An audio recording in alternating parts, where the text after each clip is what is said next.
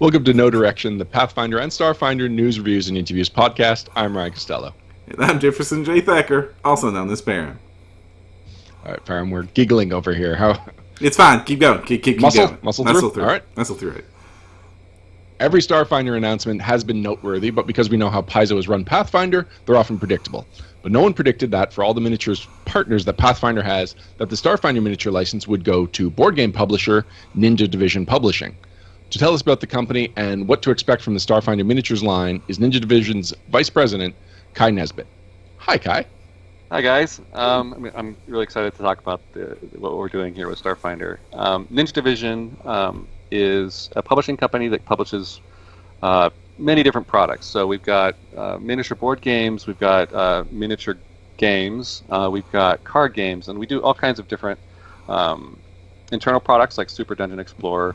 And then we have our the division which I run, which is the licensing and external brands. So we have games that designers or small studios come to us and we make them. But for Starfinder, we get to work directly with Paizo and create an entirely new miniature line for this new and awesome RPG coming out. Now, what would you say makes a Ninja Division product special? Like, what's your mark? What would people mostly recognize if they saw some of your product? Well, I think we really have a passion for what we do. The products, the IPs that we've built ourselves, like Super Dungeon and Ninja All Stars, and a lot of these chibi brands. There's a lot of fun that goes into it. So, as a company, I guess our focus is on making sure that what we make is fun and beautiful and fun and good design, right? And that can be in the chibi realm, or it can be kind of in the anime kind of sci-fi realm, like with Relic Knights, or even with our smaller products and third-party products. You know, we want to make sure that we present the best product that we can, and make sure people can have fun with it.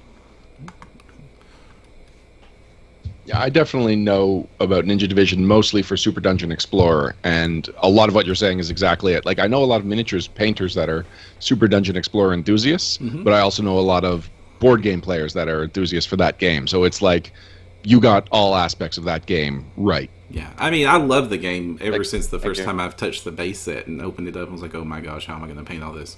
But it's a lot of minis. It's a whole lot of minis in tiny parts, but they look great, which is one of the reasons... They're pre-assembled now.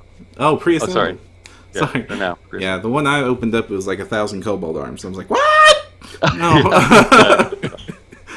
So the arm swarm monster. Which is one of the reasons I was actually kind of excited that you guys, of the potentials to get the license, that you guys got the license. You do a really high quality product, and I've always liked seeing your booths. You usually team up a lot with Cool Mini or Not at the conventions, right? We did. A little bit of history about Ninja Division. Soda Pop Miniatures published Super Dungeon with Cool Mini or Not, and after a few years,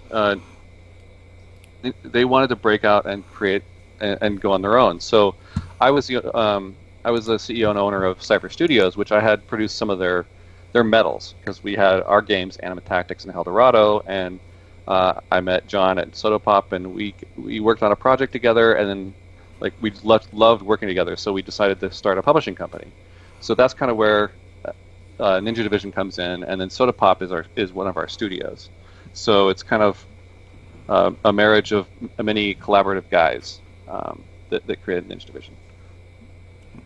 Now, let's start talking about the Starfinder miniatures in particular.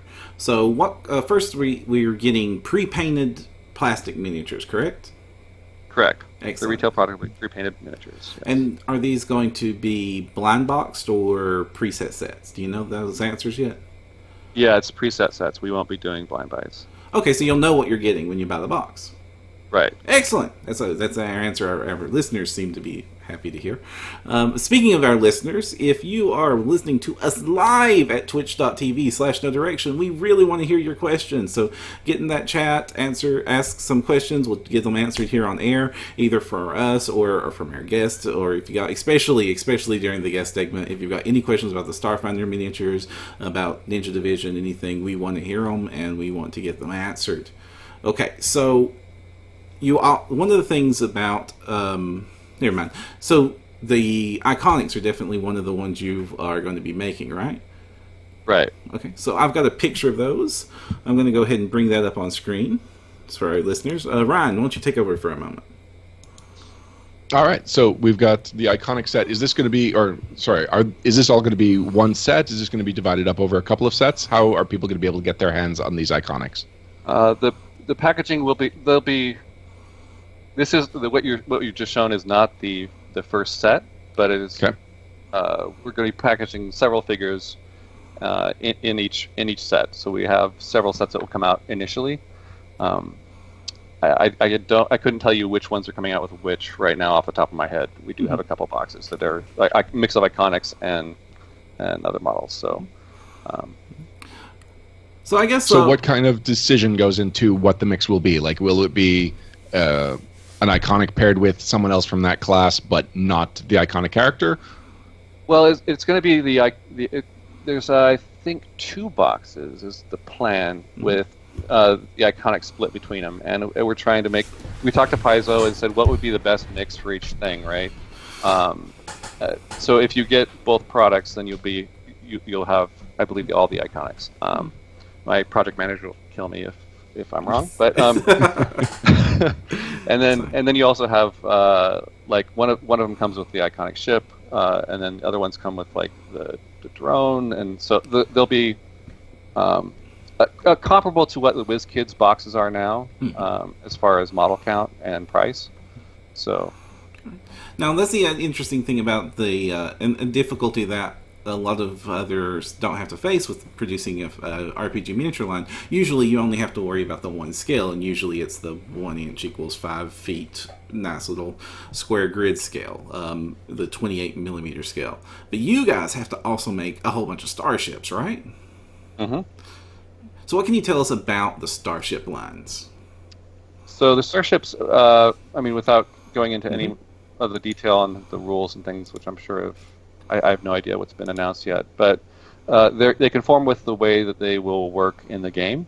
Mm-hmm. So, and then we've been given scales, and so they're in scale with each other, and then they're out of scale that you'll be able to play with those ships. Let's see.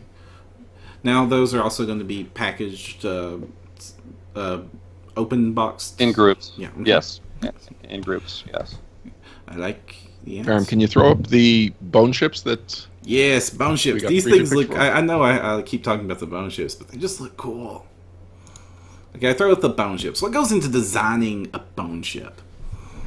So first, we get the concept art from Paizo, and then we do. If they don't have turnarounds, which is basically front, back, sides, then we'll usually do those with a concept artist we have internally, and then submit that to Paizo, and they'll approve it or not. And then we go to our 3D sculptor, who's got an amazing amount of experience with all kinds of different properties, and so he just whips it out, and then we tweak it for manufacturing needs and any approval or any changes that Paizo wants, and then we go to the manufacturer and say, how do we make this? It's pretty much the process. So you said they're out of scale, but you can play with them together. Is that? No, they're to scale to each other. Okay. Oh, okay. The ships are right. Right. So when I'm looking at the little guy, that's about the size of a Battlestar Viper. Something along those lines, yeah. Middle guy's about the Milano from Guardians of the Galaxy. I don't know. And the big guy, I'm saying Millennium Falcon. Who knows? And I will give a caveat. I think they're to scale with each other. Mm-hmm. I know that each version of ship, so the destroyer is to scale with the destroyer. I don't know if the fighters are to scale with the destroyer per se. That's something that I just have not had a conversation with our art director about, and what the decisions were on that. But they like between the factions, you'll be those level of ship will be comparable.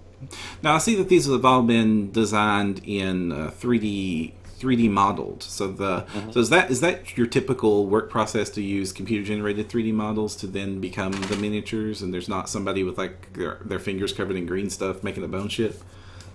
Yeah, I mean, pretty much all of our work now for 3D is 3D modeling in digital.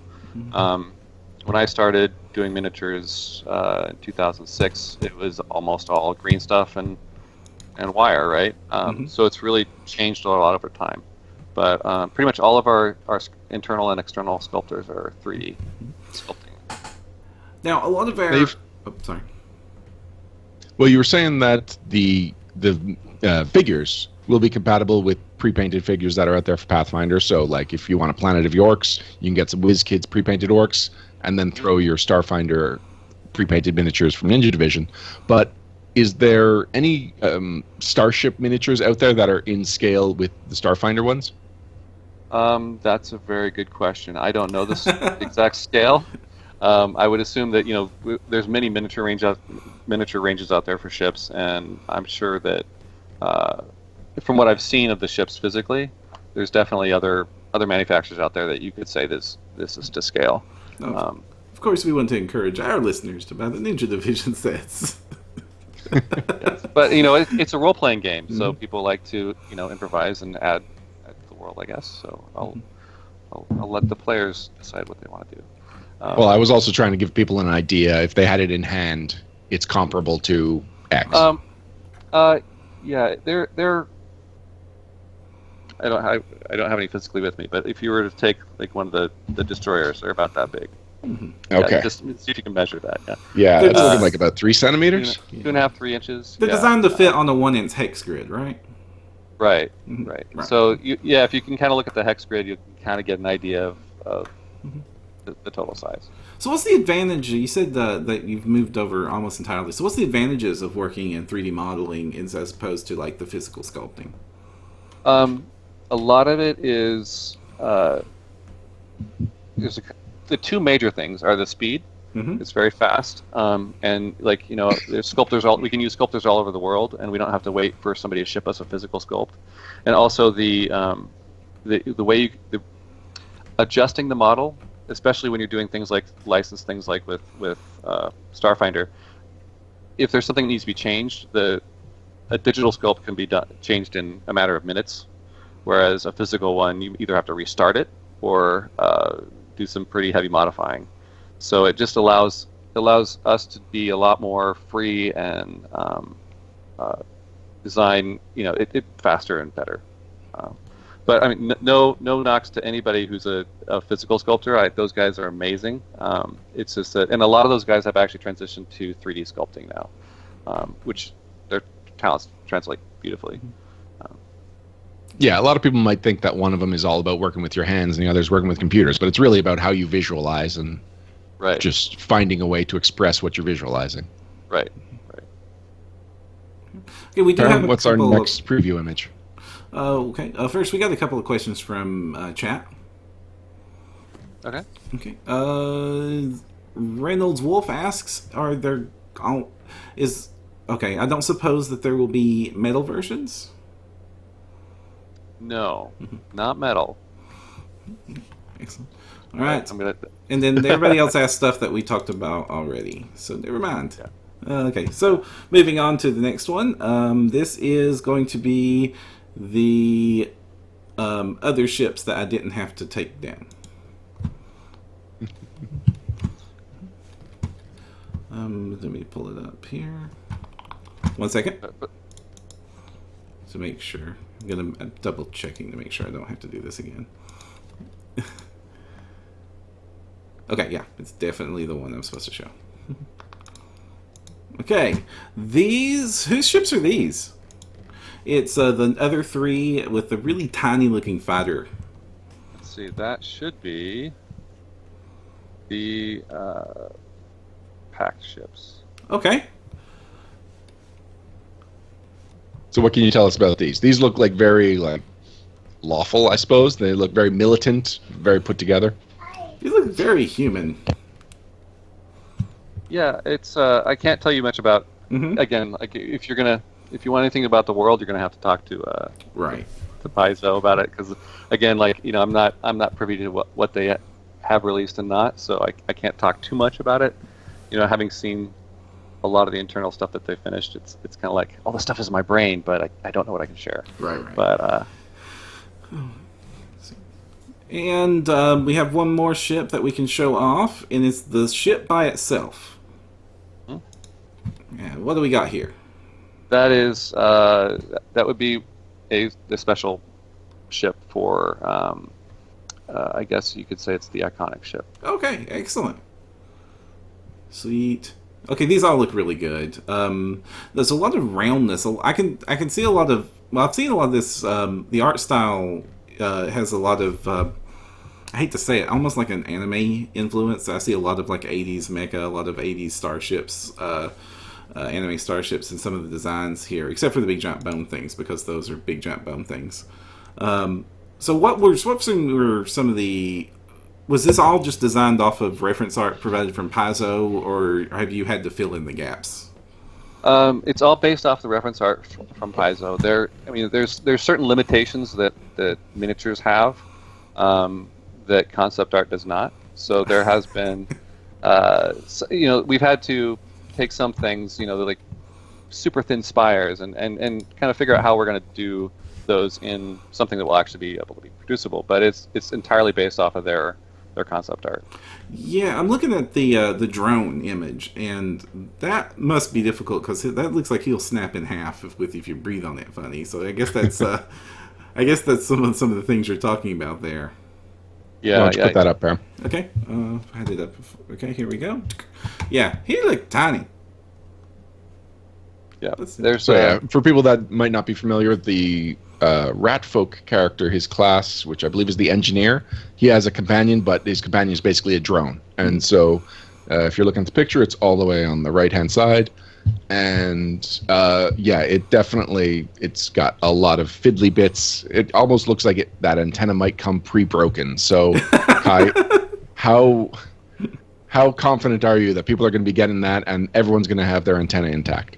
It'll be intact. The way that the process works is we have so there's tolerances, right? Mm-hmm. So we sculpt the tolerances, and then we do the prototypes with the manufacturer, and if there's problems there with durability, we can adjust that as well.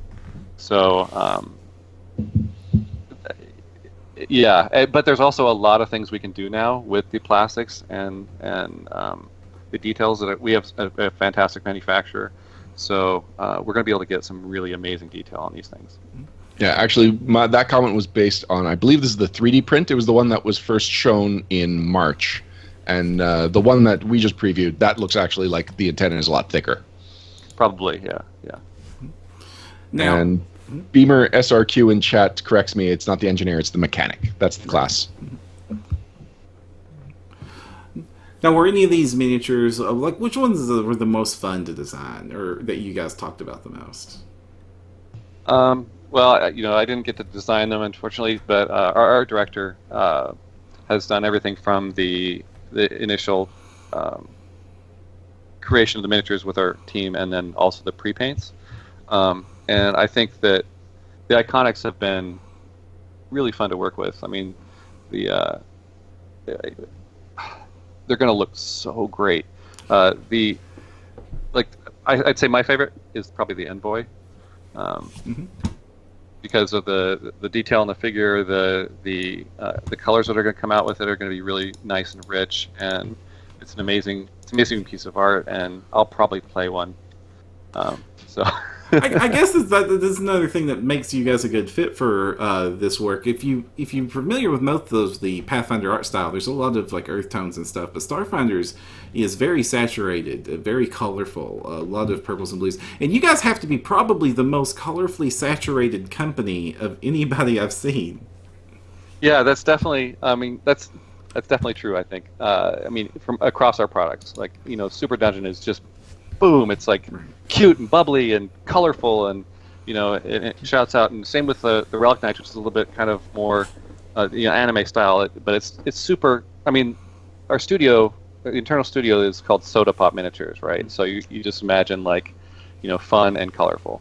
So although even Starfinder is a little more, it's not as silly, of course. But it's got a lot of that vibrance that we like to play with, and that's one of the things that we really loved when we first saw the concepts was, how the artists brought out like the electronics and the tools that the characters had, where it had glow, a really beautiful glow and really beautiful like lighting and stuff like that, which is really fun to work with.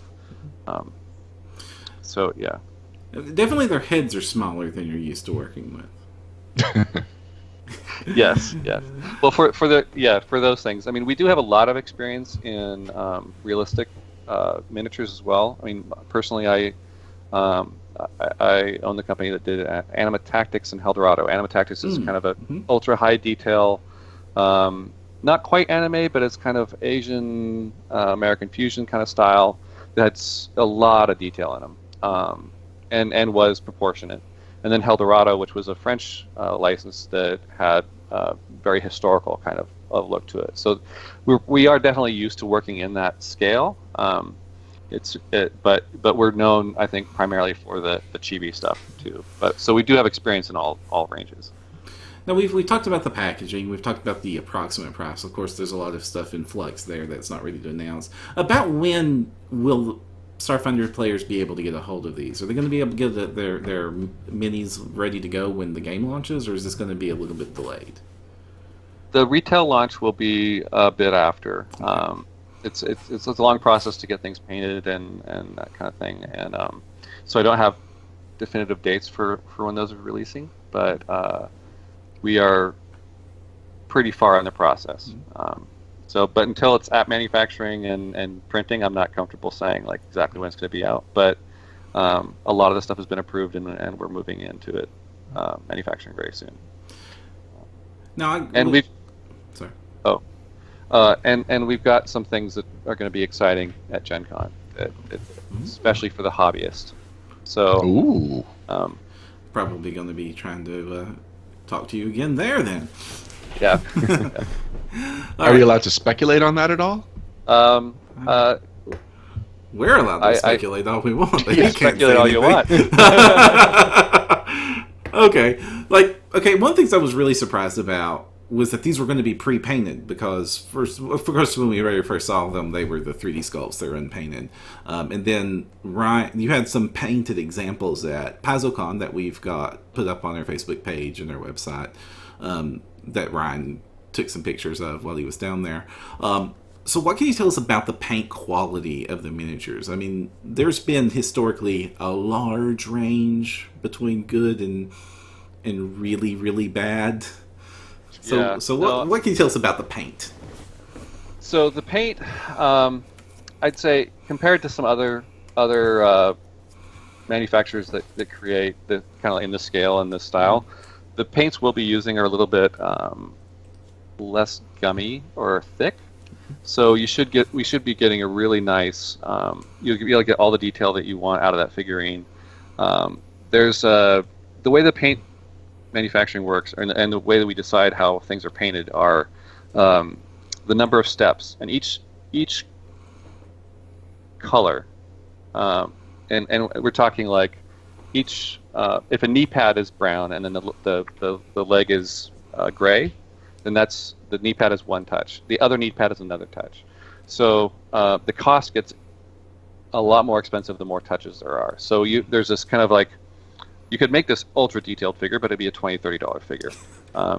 So it's an art form that to find how much detail can you get in there and still have a product that's affordable for the player. But what we've seen from just doing what we've lined up with the manufacturer for costs and what we can get away with and how many pieces spots we can do. The stuff that you saw at PaizoCon is pretty much where we are. There'll be slight differences because those were basically hand painted by our art director. There's some different qualities to the inks that the manufacturers use. So rather than kind of making everything a little bit gray, if you think of if you've seen X-wing miniatures, they have this wash on it. It's deep crevices are dark, and then the rest of the model is a little bit more vibrant. So the goal is to get it as vibrant as possible because that's the style.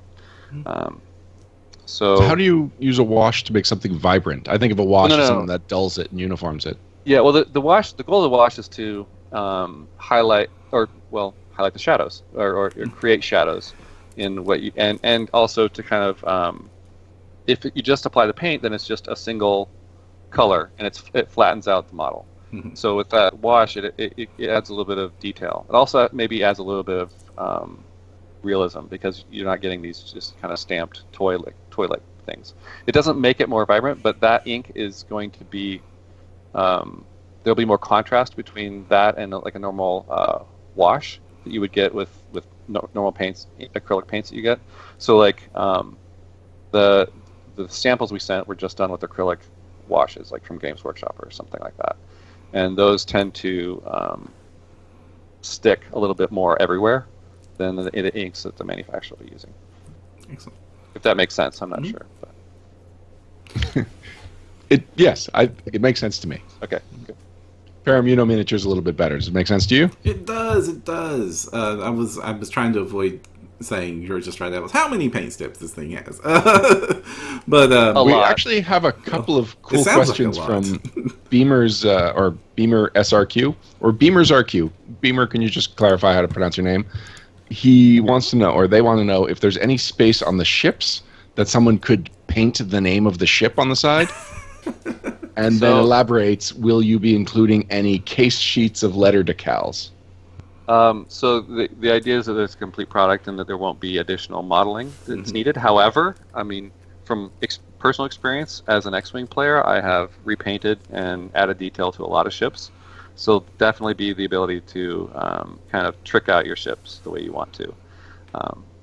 So, I mean, and we'll get as true to the concept as we can, and there are ways that we can do that. Again, it comes down to cost and picking the best aesthetic for that scale and everything like that. So, why the decision to go with the pre-paints as opposed to the unpainted? Like, why did you decide to go the full mile with this product? So for the retail product, the retail product we wanted to do. I mean, there already are Pathfinder pre-paints, and we think it was kind of a targeting. We're hoping to target that audience that already understands and works with the pre-painted Pathfinder stuff. It's kind of our goal to make sure that we hit as broad an audience as we can with the RPGers. So as RPG players, we felt that the pre-paint would be the for Starfinder would be the best way to go for like a broad retail product. And it's also, we just really want to do pre-paints. So because we know we can do a great job, so we're excited to do that with this. But there may be options. There may be options for people that like hobbying. So that's all I'll say about that. I like maybes. Maybes are good. Excellent. All right, so we've got starships. We've got the cool-looking miniatures. Now, we're missing one important component here. Are you guys going to be making aliens? That's we are going through the entire list of all NPCs and creatures to figure out what we want to release in the future. So, I mean, I'm not sure we're going to be able to do all the stuff that Paizo can do with the pawns, but we will definitely be we work with Paizo on what they think is going to be the best mix of models that will be the broadest reach and the best fit for the kind of the things that they focus on in the story. So we think the players are going to be really happy over the next year and years to go. So speaking of story, there's a lot of tie-in product for the Adventure Path line in the Pathfinder role-playing game. Starfinder is launching with an adventure path called Dead Suns. Are those the kind of characters that we can expect you'll be looking at first? So directly like releasing sets for adventure paths is probably not the way we're going to be going, and that was because primarily because that was advice on Paizo's part that they want to keep it a little bit more flexible, but there will definitely be the key things that are coming out with the storylines that we will be focusing on and trying to make sure that we hit the right products for the players as they move forward through the story. I don't know if that's too vague, but It's as vague as you need to be. I understand. Jacob Blackman in chat. Oh, go ahead, Param. You saw the same thing? Yeah, Jacob Blackman's got a question, and he has this comment earlier, and I think these might be related, because the first one is he loves your chibi minis. And second one is, will there be space goblins with dome helmets? I guess that's a maybe, right? They'll be really cool goblins. Ah, yes. Because it's not a Finder game without a goblin. No. Excellent. All right, you should be happy, Jacob. Any other questions? No, we're good. You're asking me or you're asking chat? Okay, so Where Buffalo is asking, so even if it doesn't come pre-broken, it still seems... okay. How durable are these things? They're going to be... they should be very durable. If you look at the other products for Pathfinder, they'll be at least that durable. I believe the plastic will be a little more rigid, but you're not going to have to worry about tipping it over and it breaking in half. So you'll be able to play with it as you should play with it just as you would any other Reaper or WizKids figure. You'll be fine. All right, I believe are about getting ready to wrap up with you guys, so I'm just going to give one last shout out to chat. If you guys have any questions that you would like us to ask about the Pathfinder Miniature, the Starfinder Miniatures lines from Ninja Division, get them in now. So in the meantime, there is another product. You haven't really brought it up yet, but it's one of your licenses that I've had my eye on since you announced it, and that would be the Alien vs. Predator set. And I'm just curious how scale-wise it could interact with the Pathfinder with the Starfinder miniatures. It is a different scale. The goal is that the Pathfinder or the Starfinder matches the Pathfinder, which is and definitely the ADP stuff is a little bit bigger. So we want to make sure that we hit compatibility with Paizo's products. But scale is also relative. Like just really it buff might mean that I xenomorphs. can't use your Weyland-Yutani commandos, but they're just extra beefy predators as far as I'm concerned. yeah. All right, so we've got some couple of fun comments while we wait for some more questions. Where Buffalo says that in space no one can hear goblins sing. So that's good. That's good. All right. Minis aren't for LARPing. I don't even know what Renard means by that. Did I miss? Anyway. Yeah, chat is now discussing the pros and cons of how goblins are supposed to bite you in space, with the helmets being a problem. Right. I think the Where current Buffalo's suggestions yelling are for a now xenomorph, so involving... I'm sending him to the Ninja Division webpage. Yeah, they're giving us various suggestions on the use of duct tape in space. I hope Starfinder has duct tape. If it doesn't, there's a problem. Yeah, every sci-fi world has duct tape, right? I mean, all right. Well, what other things would you like to shout out to right now, Kai? Some of the other fun things that people might be interested in from Ninja Division. Other products. Mm-hmm. Yeah, I mean, definitely. We've got. If you want to check out some of the other highly detailed miniatures that we're doing, check out the Relic Knights 2.0 stuff that we're doing. It's a different aesthetic entirely than Starfinder. It's definitely the kind of anime kind of look, but you'll be able to see all the detail that you want that we can do. And of course, Super Dungeon. We've got our Rail Raiders game that's coming out. It's a space heist, sci-fi space heist game. It's chibi, so that's going to be a really fun one. We've got Way of the Fighter, which is kind of based off of the video game fighting games, which is in production now. So we do have a broad range of stuff that we do, which is kind of why Starfinder I think works with us, because we do this stuff. We do sci-fi. We do all that stuff. And if they wanted to, and My Little Pony as well. Sorry. Okay. Sorry. And of course, the big one is My Little Pony RPG that people might be interested in hearing. Yeah, I was super surprised to hear that was announced as a thing that officially is going to exist. Not disappointed, just super surprised. Yeah.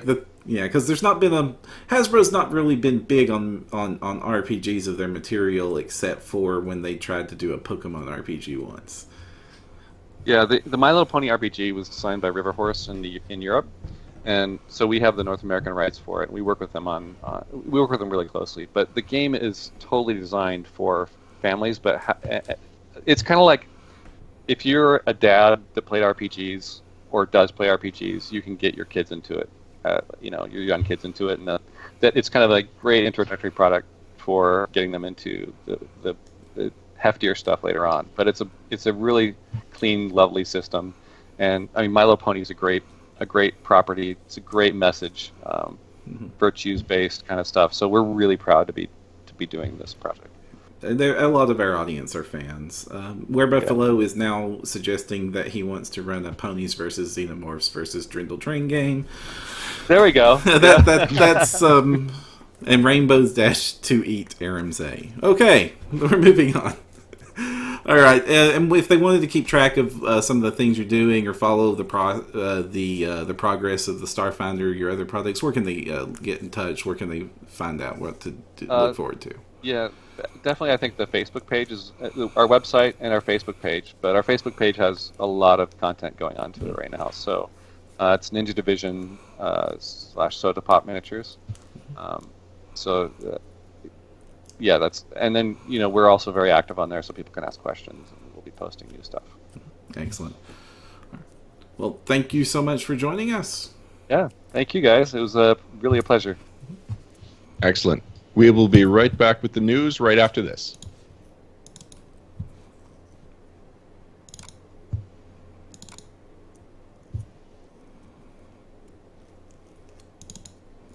Pathfinder News. Pathfinder News. Pathfinder News. Pathfinder News. And we're back. In the Pathfinder News segment, we talk about all the latest news from for the Pathfinder role-playing game from Paizo and for other people. Wow, excuse me. That was not at all the usual thing.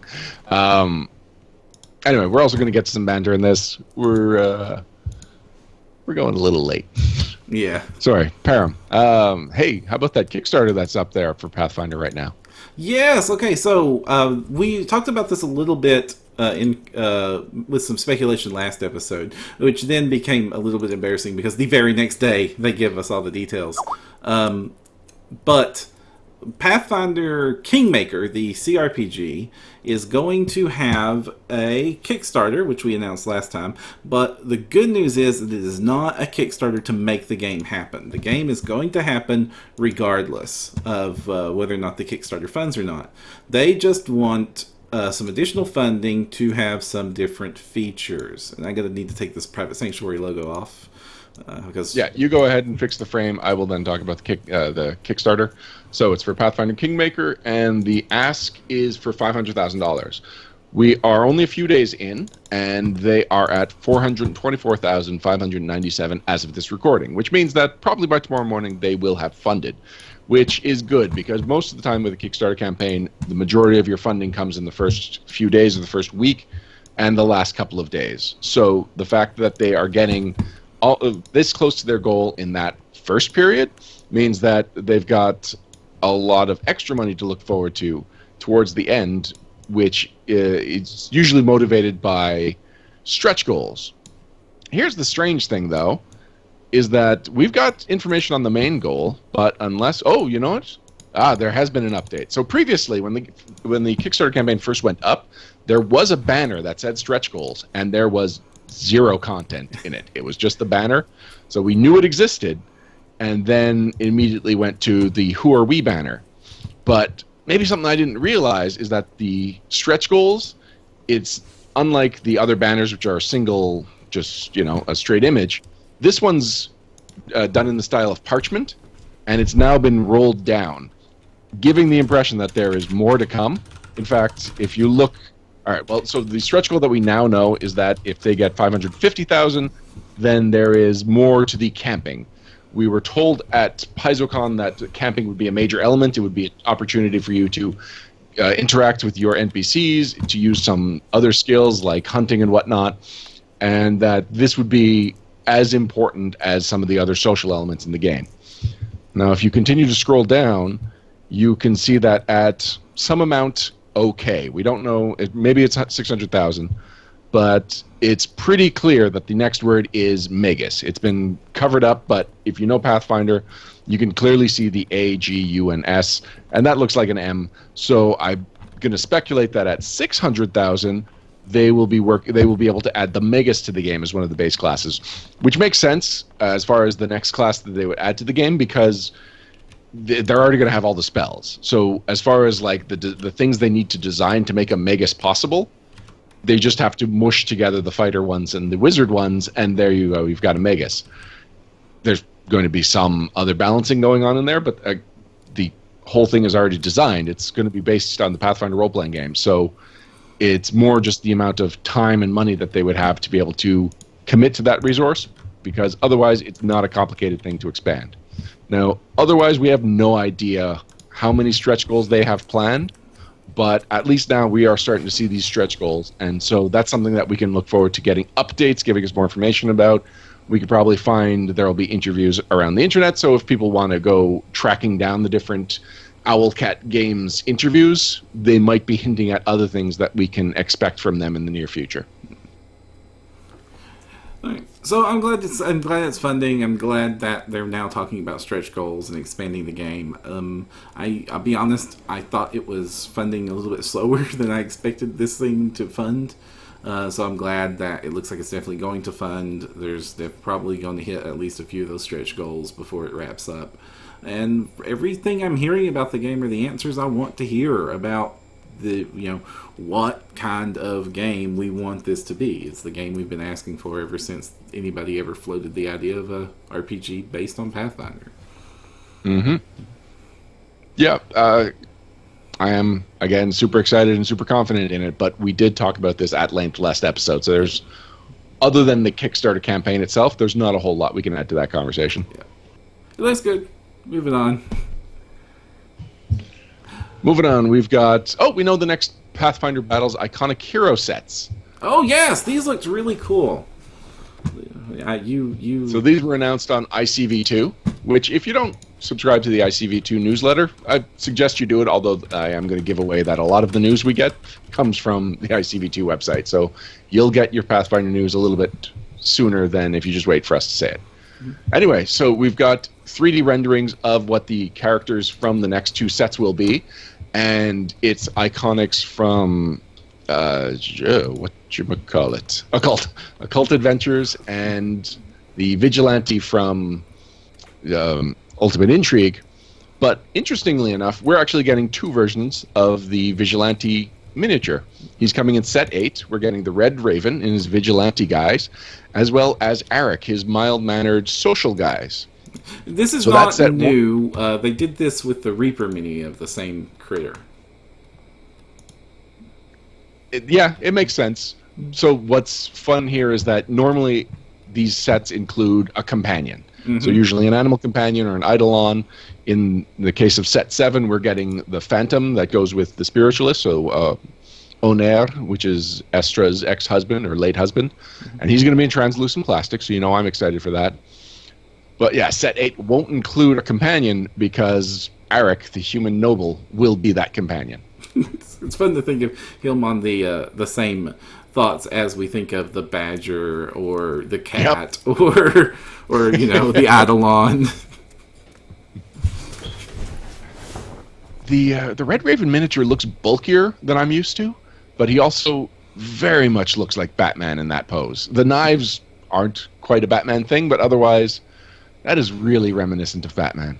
That's probably not accidental. Yeah. None of this is... Also in set 8, we've got the Shifter. So we just recently saw her art for the first time. Mm-hmm. We still don't know her name. I don't believe we know her race. The article doesn't mention her race. It's either human or elf, or possibly half-elf. But beyond that, it's really hard to speculate because it's Ultimate Wilderness, so the class has a lot of wilderness elements. So you could base your assumptions on that and say elf, but I'm not sure. I'm sure we are going to find out about that soon enough, but I'm kind of surprised that it wasn't mentioned in this article. And she's got bird hands, which are feet. Bird claws. Yeah, so her feet are her hands, if you think about this too hard. Yeah, you're already thinking about it too hard. No.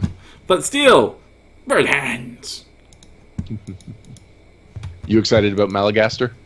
Yes, of course. I've got to have that. Somebody needs to be the arch nemesis for Lim when he dies the many times he dies during society.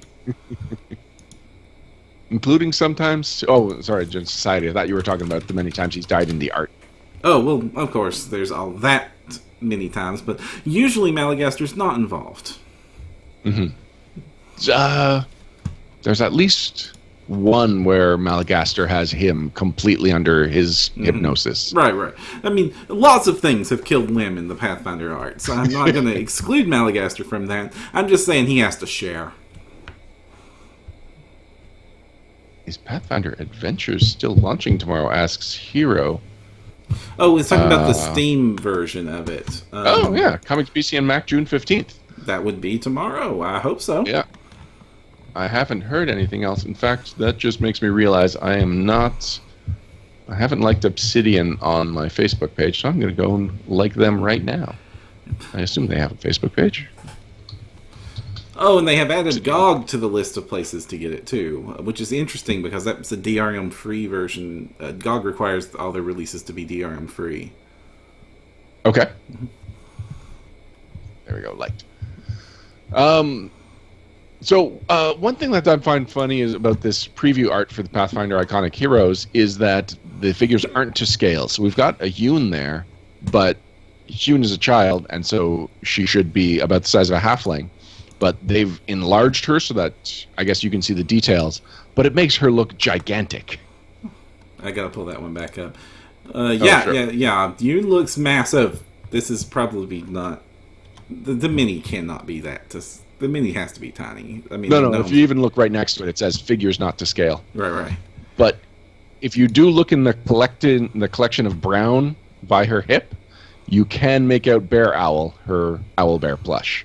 Oh, yeah, in the back. It's good to know. I'm still surprised that there is not a Bear Owl plush official figure.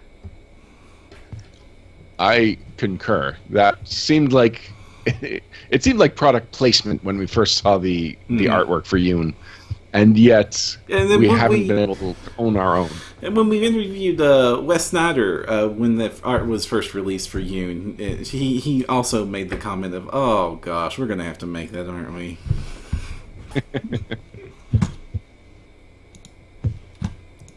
So, Param, that's it for the news. Now, I've got a banter item here, but actually, looking over the Iconic Heroes sets, kind of want to bring up something that you were chatting about with me the other day.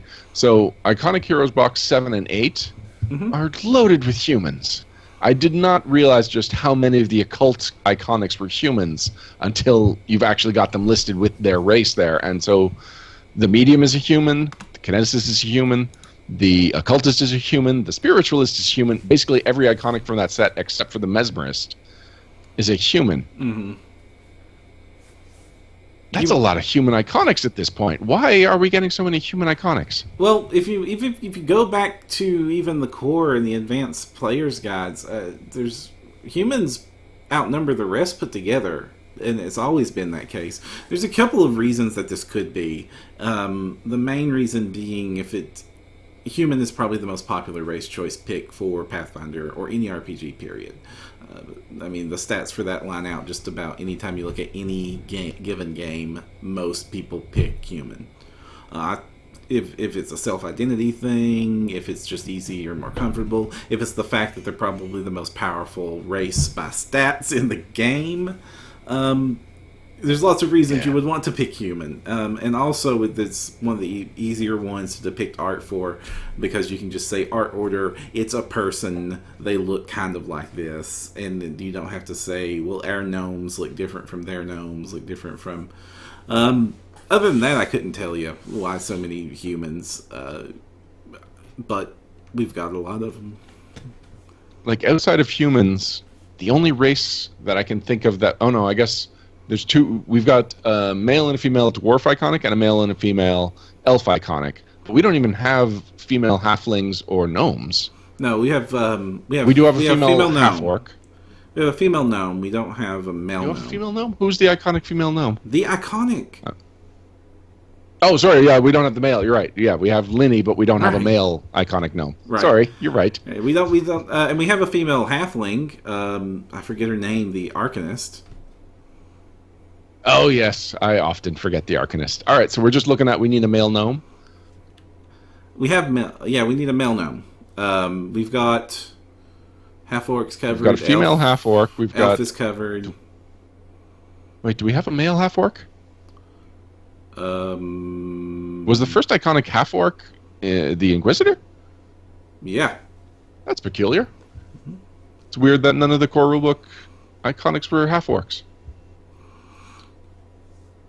Poor outsider half-orcs. I mean, the first set of iconics were mostly just class iconics, and then there was Setiel, which is a weird iconic. Right, but classes outnumber races, so they could have had one of every race represented.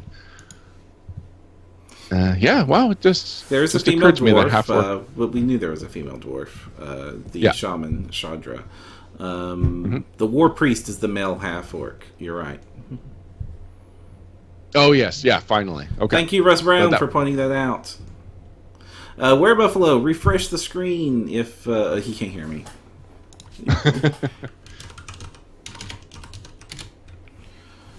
Yeah, I haven't been watching chat, so it looked like you just off the top of your head knew all the character names and gender and race combinations, Param. So I was super impressed. And chat is super embarrassing us on this one. And thank you, chat.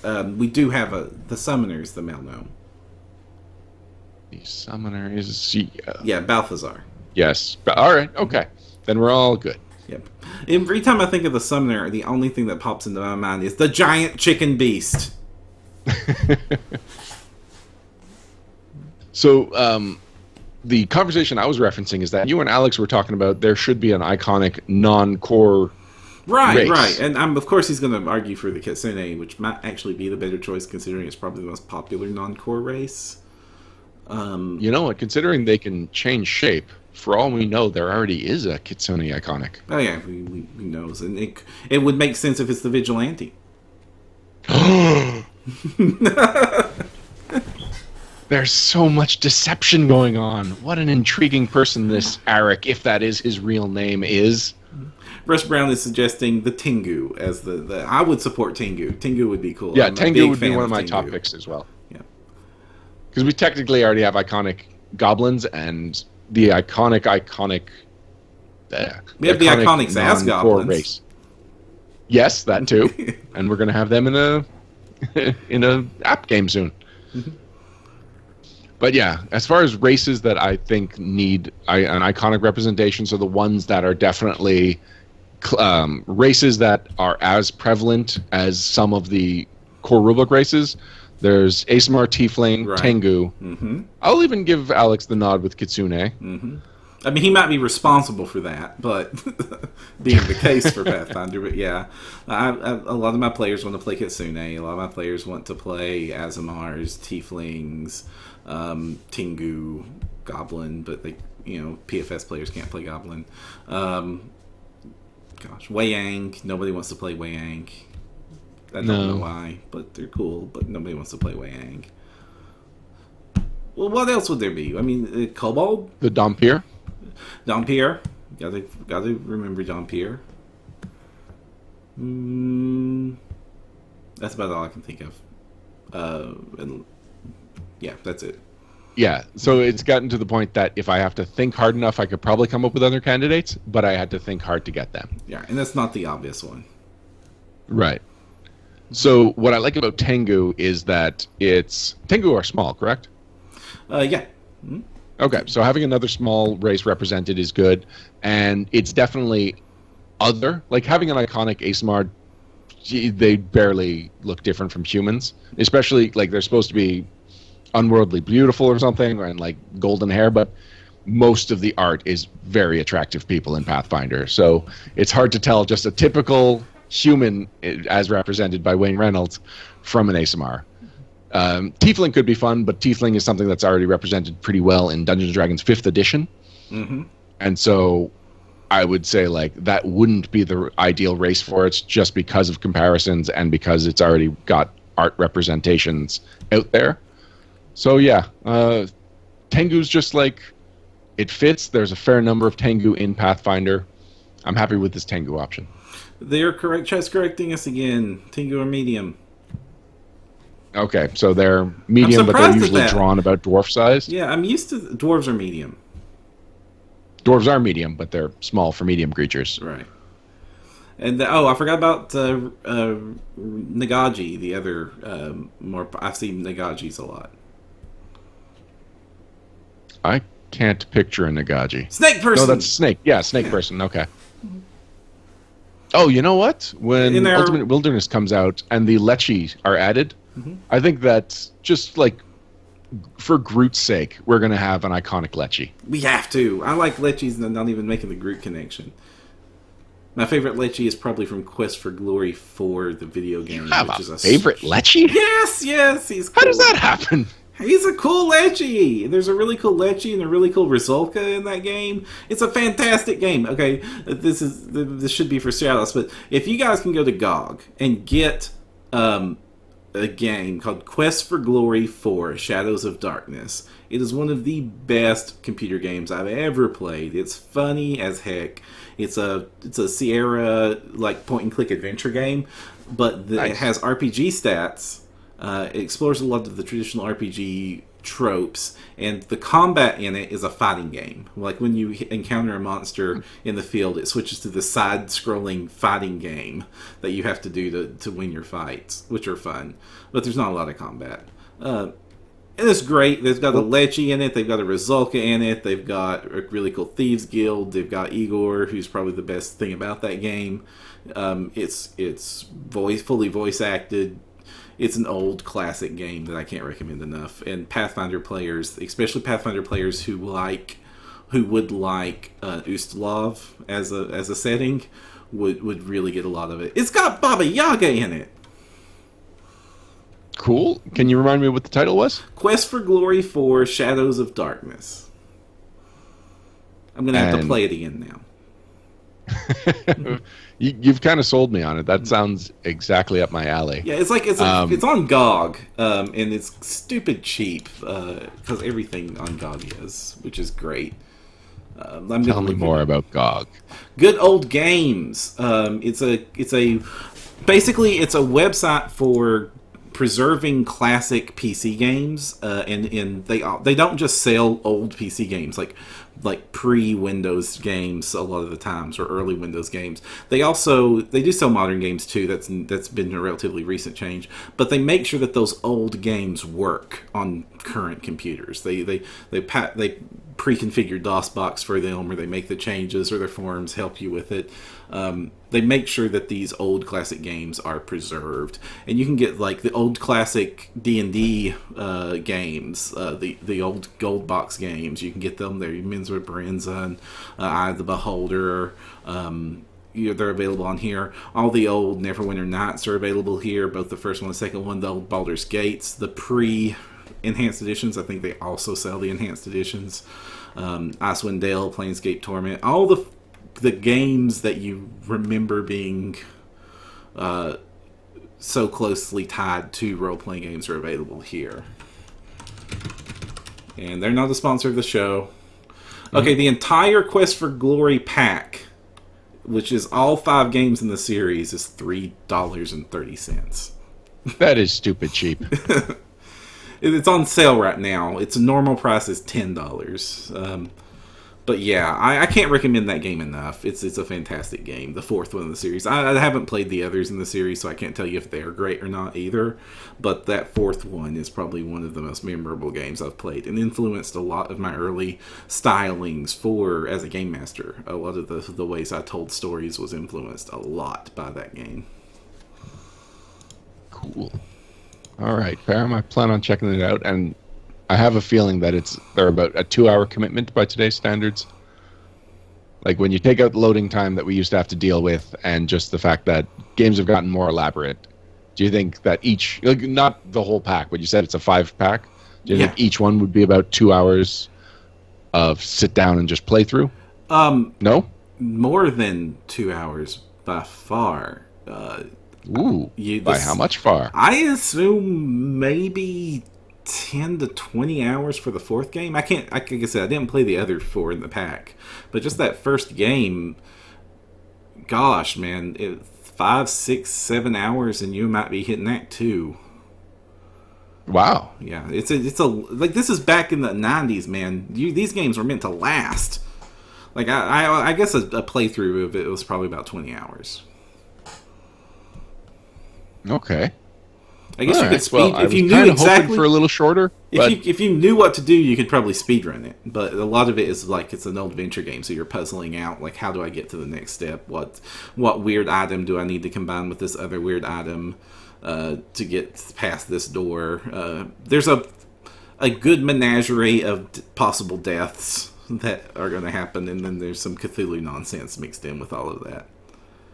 Oh my gosh, Justin Slutter, good on you for mentioning this. Free RPG Day is this Saturday, and that means that you need to go to your friendly local gaming store to pick up your copy of Starfinder First Contact. That's going to be the Paizo release for this. They're taking after what they did for Pathfinder, and it's going to be a tiny little miniature bestiary, and basically it's going to be the only way to get those particular critter stats available. For those of you who are not going to be able to make it to a friendly local gaming store or don't have it, they usually have the product available for $5 for a physical copy, or $0 for a digital copy of the product after the fact. They've done it for all their previous releases, but there's nothing more fun than getting down there for pre-RPG Day and picking up the Paizo release. They've also, without exception, have become collectible items for the collectors to make sure you get a physical copy of each of those. All right, and I just went to freerpgday.com and used their retailer locator to see if there's going to be anybody in Montreal that's participating. And I've actually got 4 options, only one of which I knew about. What are these other stores? Ooh. Longueuil. Okay, so that's not that close. You but need to go. Grimoire du Jeu, I might check this one out. You need to go shake some hands. So the 4 retailer locator. Interesting. So let me see what's around for me. I know the only answer. So only 2 of the stores had websites included in their listing, and so everybody else, unfortunately, is missing out, because I may have already decided which store I'm going to. Le Griffon, which is French for the Griffin. And Boutique de jeu. Doesn't look... Go ahead. And I'm hosting Pathfinder Society that day, so I know where I'm going. Cool. I have my sister-in-law's wedding, so I know where I'm going, but I know what I'm trying to sneak off to do at some point during Saturday. I'm technically not part of the wedding party, but Scarlett is, and I'm in charge of Scarlett if she doesn't want to drop flowers down the aisle. Oh, this is very strange that there's no English option on Le Griffon's website. But anyway, so... I do not know. Here I ask if the Goblins in Space are the free RPG Day item. I do not know if that's where the Goblin stats are going to be or not. Right. Oh, and actually, one thing that should be pointed out is that it's not just going to be monster stat blocks. There are going to be playable race rules included in some of the monsters. I don't believe all of them, but it's like you are going to have a lot of different options from a pretty small product right at launch if you pick this up early. Like if you pick this up before you pick up your Starfinder book.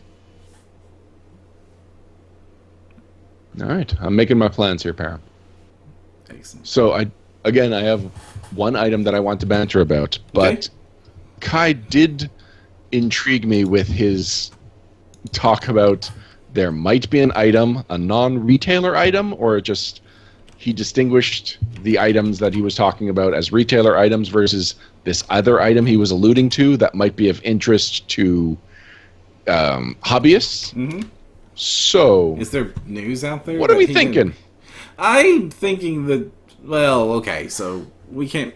Obviously, we know nothing. Yeah, we should point out like this is no we're- awesome inside We're doing source. pure speculation at this point, which is one of the things we're really bad at historically. By the way, we've only ever gotten our predictions right a couple of times when we do the "what is going to happen next year" predictions. Yeah, and often it's similar predictions year after year, and then finally they get made. It's like, well, but the year they nailed finally it. get made, we've given up on it, and we're making different predictions. yeah, that's true. That's happened a couple of times. Well, I think we're probably going to see something along the lines of the unpainted plastics like WizKids have put out for the Starfinder minis. That seems like be the obvious option. And We were thinking same miniatures but unpainted. almost definitely, because that's Okay. because that's even cheaper to make than the painted version. So why wouldn't they do that? Now, if they went the next step further, like the WizKids ones, that'd be great, where they're pre-primed with Vallejo, which makes life so much easier when the mini can be painted straight out of the package. But and the problem with the pre-painted plastics is you can repaint those without too much problems. But of course, anytime you put a layer of paint on something, you lose detail from the model underneath. Mm-hmm. So painting over a painted mini is inherently going to be worse than painting over a mini that's never been painted. And with the pre-painted stuff, those are usually made at a factory with and those are harder to strip the paints off of than the traditional way we strip enamels and acrylics off of the minis that we paint ourselves. Now, how do you think he's going to be getting this to people? Probably Or not through he. it. How do you think Ninja Division will be distributing this Well, non-retailer? I Well, it believe has- I'm not reading between the lines too much when I say that. It's- This non-retailer item. Their website or Paizo.com probably. Okay. Okay. So, here's what I'm speculating. Mm-hmm. It's going to be a Starship scale miniature that you're not going to get anywhere else. It's going to be out of scale, but it's going to be Absalom Station as a free giveaway at their booth at Gen Con. That's a really specific guess. I agree. Which means I'm very likely wrong. But based on what he was telling me, or what he was saying during the interview, he wasn't just telling me, Param. He was telling everybody. That is the first thought that came to mind, and I liked it enough that I've clung to that idea. Okay, I'm going to put that down into your column on that. I'm expecting, and my column is going to be much less ambitious. I'm assuming that months away, you're going to be able to get unpainted minis of the same exact sculpts. Fine. Maybe yours is more likely and logical and broader, so it's more likely to be true. But I'm standing by mine. All right, finally, Param.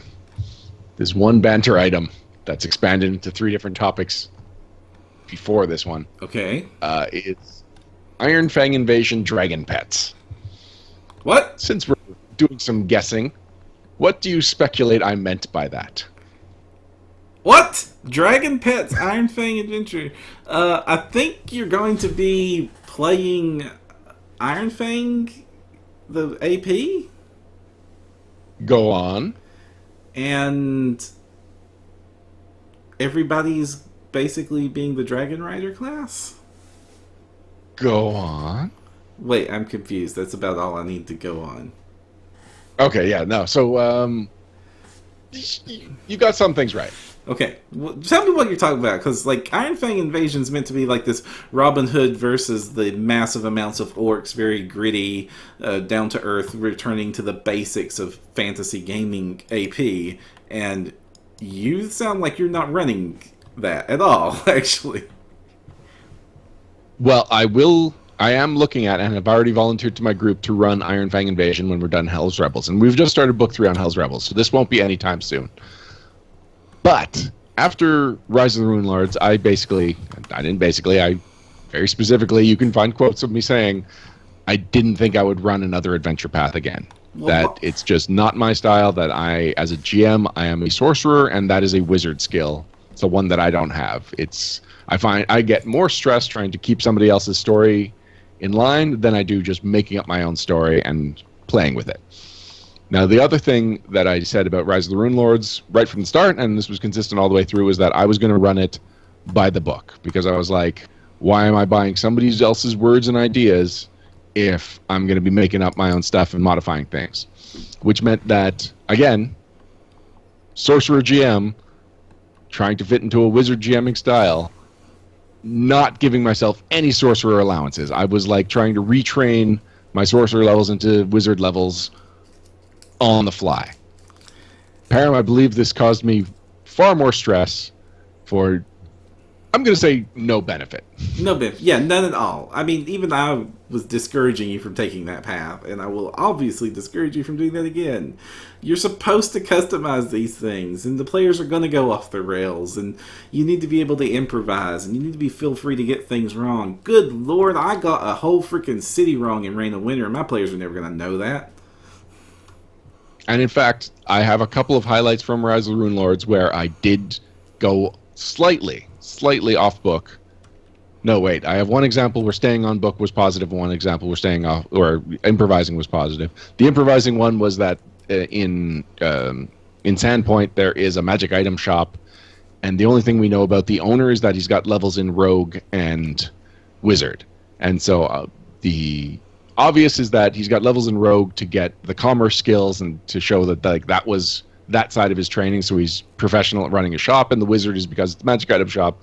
So these two things combine and they make a logical multi-class character to run a magic item shop. I decided to go the Acrobat Rogue direction and had the shop just filled floor to ceiling with magic items just stacked one on top of each other. Like, picture the most disorganized gaming store you've ever walked into. It was that, but it was with necklace of fireballs being squished between two like magical anvils or something.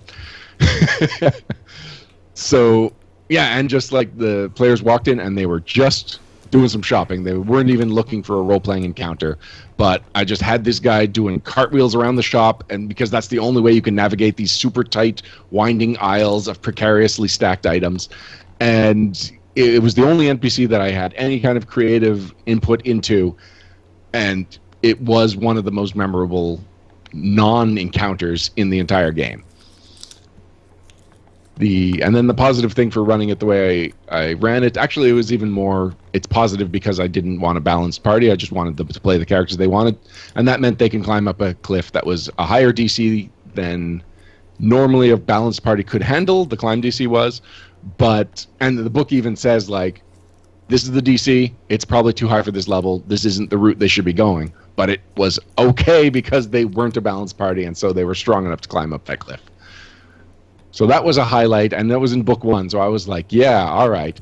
You run it exactly as written with whatever balanced party you get, and you get unexpected things that are fun and unique to your party. That is the kind of experience I like from role-playing games. And that was in book 1, and we did not get too many more experiences like that throughout the next 4 books that we played before we all died in book 5. Oh, great. Iron Fang Invasions, Dragon Pets. Yeah, okay. I'm going to be running Iron Fang Invasions, more or less as it's written, with what I'm calling a campaign overlay. And the overlay is dragons? The theme is dragon pets, and it's a play on words, which we'll get into. But basically, instead of the gods being extraterrestrial beings, they will be dragons. Every single god I am reskinning as a dragon. I am going to look through the entire pantheon of Pathfinder established gods, and then pair them up with one of the dragon types that are out there. And I'm going to, like, we've got 6 bestiaries. Each bestiary has a dragon section, I believe. So I'm going to be doing crazy mix and matching, and I'm really looking forward to that part of it, even though it's campaign prep and I'm a non-prep GM. So once I've established that, then I'm going to take a map of Galarian, and I'm going to define new borders that only I will know about, and these will be the dragon territories, because the dragons will be living on Galarian. And god dragons, as I'm going to be calling them, hoard territory like most dragons hoard gold. And that's going to be a major hook here, because the dragons know that if any 2 god dragons ever fight, it will destroy territory. And even the most chaotic and evil of god dragons, their lust for territory and their respect for land overrides their evilness and their destructive nature. So the dragons want to expand their territory, but they can't directly interact with each other. That's where the dragon pets come in. Every dragon has the ability to imbue in mortals a fragment of their spirit called a dragon spirit. And so from the player's point of view, because each of the players is going to be getting a dragon spirit, and it's basically going to work like a familiar with some more dragon-themed things, and based on which god they worship, that will dictate the color and some of the abilities that the dragon spirit gets. So from the player's point of view, they have a dragon pet. From the god dragon's point of view, the players are their dragon pets. And so that is how dragons expand their territories, that they use humanoid mortals as pawns to expand into other territories. Iron Fang Invasion just happens to be about a major war. And so this is what happens when multiple dragons decide that they will have peaceful treaties, work together, expand into other dragons' territories, and then afterwards divide up how they're going to do it. So even though I'll be running it like the adventure is intent, and the NPCs in that adventure will have the motivation they think they have, I will know, and a select few characters that are let in on the world of the god dragons will know that they are going to be playing out the nefarious plans of the god dragons. So that is how I'm going to be running Iron Fang Invasion. Okay, I've got a couple of questions, but the first and overarching one is, why?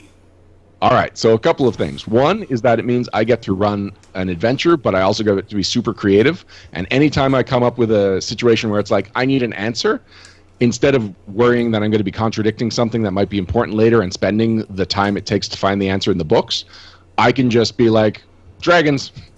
And then if later it ends up, no, it wasn't dragons, I said it was dragons. Dragon gods overruled the actual adventure. It also means that if ever a session starts and I did not read the next part of the book, as happened several times in Rune Lords, because I am a zero prep GM, I can just be like, you see a guy over there and he's got a dragon spirit. You know that each dragon god each god dragon can only imbue about 6 max of these dragon spirits, so that guy has to be significant in some way. Let's make something up this entire adventure. And or even if I'm just kind of bored with how the plot is going, I can just throw in some god dragon spirits and just improvise and just be in my element. All right, you had more questions. Oh, wait, sorry, I forgot to say, if an NPC or if a PC dies, what I'm going to insist is that their new character, the only limitation is that it has the same god as the previous character, and then it will get the exact same dragon spirit, and this dragon spirit will, what did I call it? It was a pun about scales. Reading the scales or something like that. Anyway, the new dragon will have all of the campaign information that PC will need to go forward without the player acting all confused when they meta know what's actually going on. So the dragon spirits will just skip over that, because one of my other intentions is to play this as quickly and just like as brisk a pace as possible. Not just because I want to play a faster paced campaign. I like the pace we're going with Hell's Rebels, but I also acknowledge that a fast pace can be fun and have its own rewards. So that's one of the things. I've got my notes here, but you had other questions. Okay. How are you going to balance the addition of all these dragons to the party? I'm glad you asked, Param. The answer is barely. Okay, so okay, I knew that was the pieces answer. Will be slightly more powerful, and I'm okay with that because the campaign will be going at a faster pace. So it will mean, and again, it's only about the power level of a familiar with slightly draconic things. So you will be able to level up your dragon spirit, and so it might be things like if the dragon spirit on its turn spends a standard action, you gain immunity to its breath weapon type equal to its hit dice or equal to your character level for 1 round. Like, it'll be minor abilities that will play into it, and it will mean that every now and then you get to feel a little dragony, but you're principally going to be playing your race and your class, and the third element will be the dragon spirit. So it'll almost be like your first level feat in significance. So I'm basically giving everyone a bonus feat. I would suggest, for at least when they start getting higher, just quickly designing up a set of dragon pet feats that say you unlock this ability, you unlock this ability. So at least it has a balance. They're paying for it. I actually plan on creating an entire campaign guide for this, potentially to sell if after the campaign's done I'm actually satisfied with it. But there will be some archetypes that if you want to really indulge in your dragon connection, like I definitely know that there will be a witch archetype that replaces the witch familiar with the dragon. And then there will be some feats for interacting with the dragon. The dragons will be able to get feats because they will have their own hit dice. Oh wait, no, familiars don't get hit dice. They just get bonus HP. I forgot about that. Yep. All right, that's something that I will put a pin in, and maybe give you bonus feats every few levels. And also, I would suggest looking up the video game Blue Dragon. Interesting. Okay. It's about having dragon spirits and using them and all that jazz. Designed by the guy who made Dragon Ball Z. Okay. And other than that... I mean, that's not a huge selling point for me, but... Okay, go on. And other than that, I am just... Why tie this into Galarian at all? Because the gods are already fun and flavorful, and so instead of just making up my own gods, I'm like, all right, it's Caden Caelian, but he's a brass dragon, and he lives, I don't know, some corner, Australia. Whatever Galarian Australia is called, I never remember. And was Caden always a dragon, or did he ascend and become a dragon? I haven't figured that out yet. And are all dragons gods? Actually, no. You know what? I did figure that out. That if you have a dragon spirit, then you have the potential to ascend. And so Caden Caelian was someone with a dragon pet at one point. Mm. And are all dragons gods? No, you go to Elder Dragon, and then above Elder Dragon is a God Dragon. Okay. And I don't plan on adding a whole lot of dragon content to Iron Fang Invasion. So anytime a dragon does happen, players will know this is significant, and it'll play into, like, even if it doesn't play into the plot, it's like two Highlanders bumping into each other. You have to deal with the dragon situation. It's just in you as a dragon pet. We're gonna I'm skipping that joke. Moving on. All right. A couple of other ideas I had is that you can give your dragon spirits magic items and gold, and it will transport them to a horde, and it won't give you gold back, but it will exchange the magic items for other magic items of basically market value. So if you trade it a +1 sword, it'll give you or let's say a +2 sword, it'll give you a +1 sword, or however anyway, you sell an item for half, you're basically going to be walking around with a combination bag of holding and magic item shop, because I want shopping to be minimum. I just want, if you want this, and like crafting, I want to be a minimum. Anything that at any point has ever bogged down a campaign, I'm going to solve it with dragons. Okay. I like that the answer is dragons and not wizards. Yeah, no wizards. Well, I mean, you can be a wizard. Now, Matt, when I mentioned this, had a couple of interesting points. He wanted to know if I would make classes that already have familiars more powerful. That's where the idea of the dragon spirit witch came from.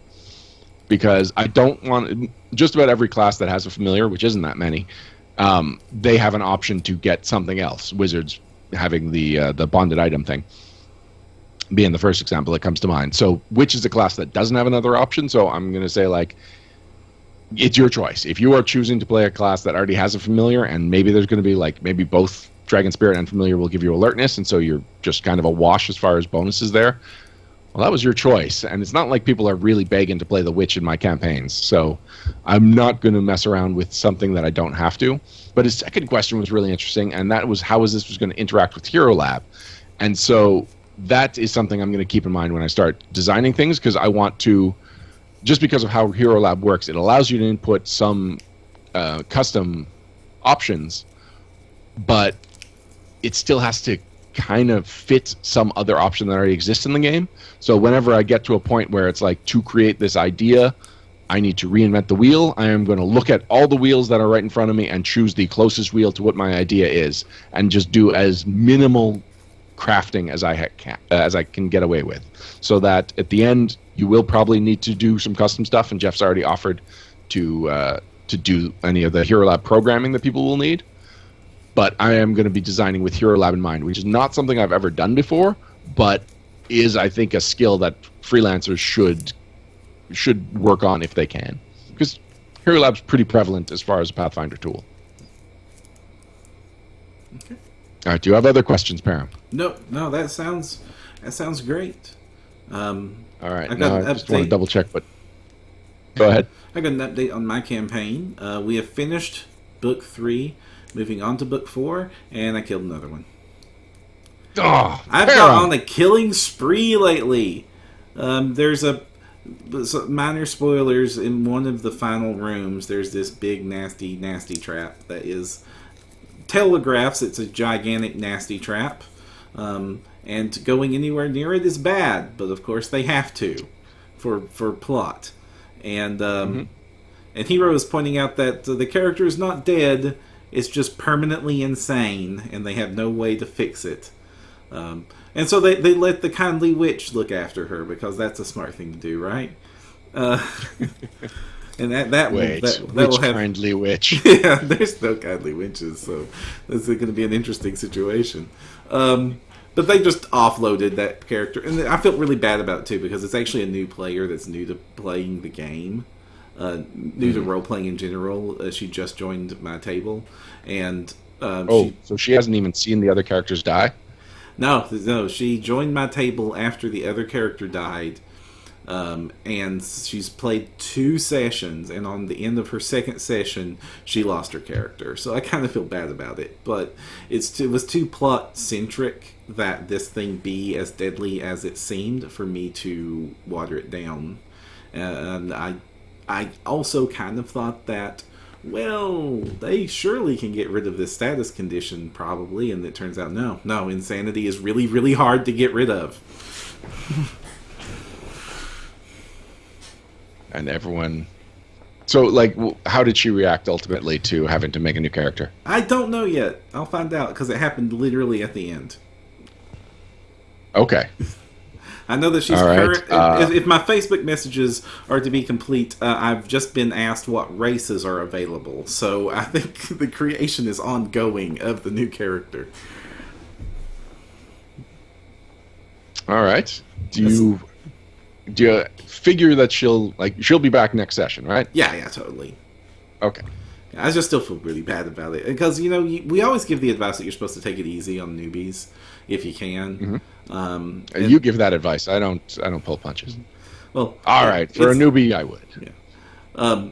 But I couldn't pull the punch this time around, and right. I didn't know how.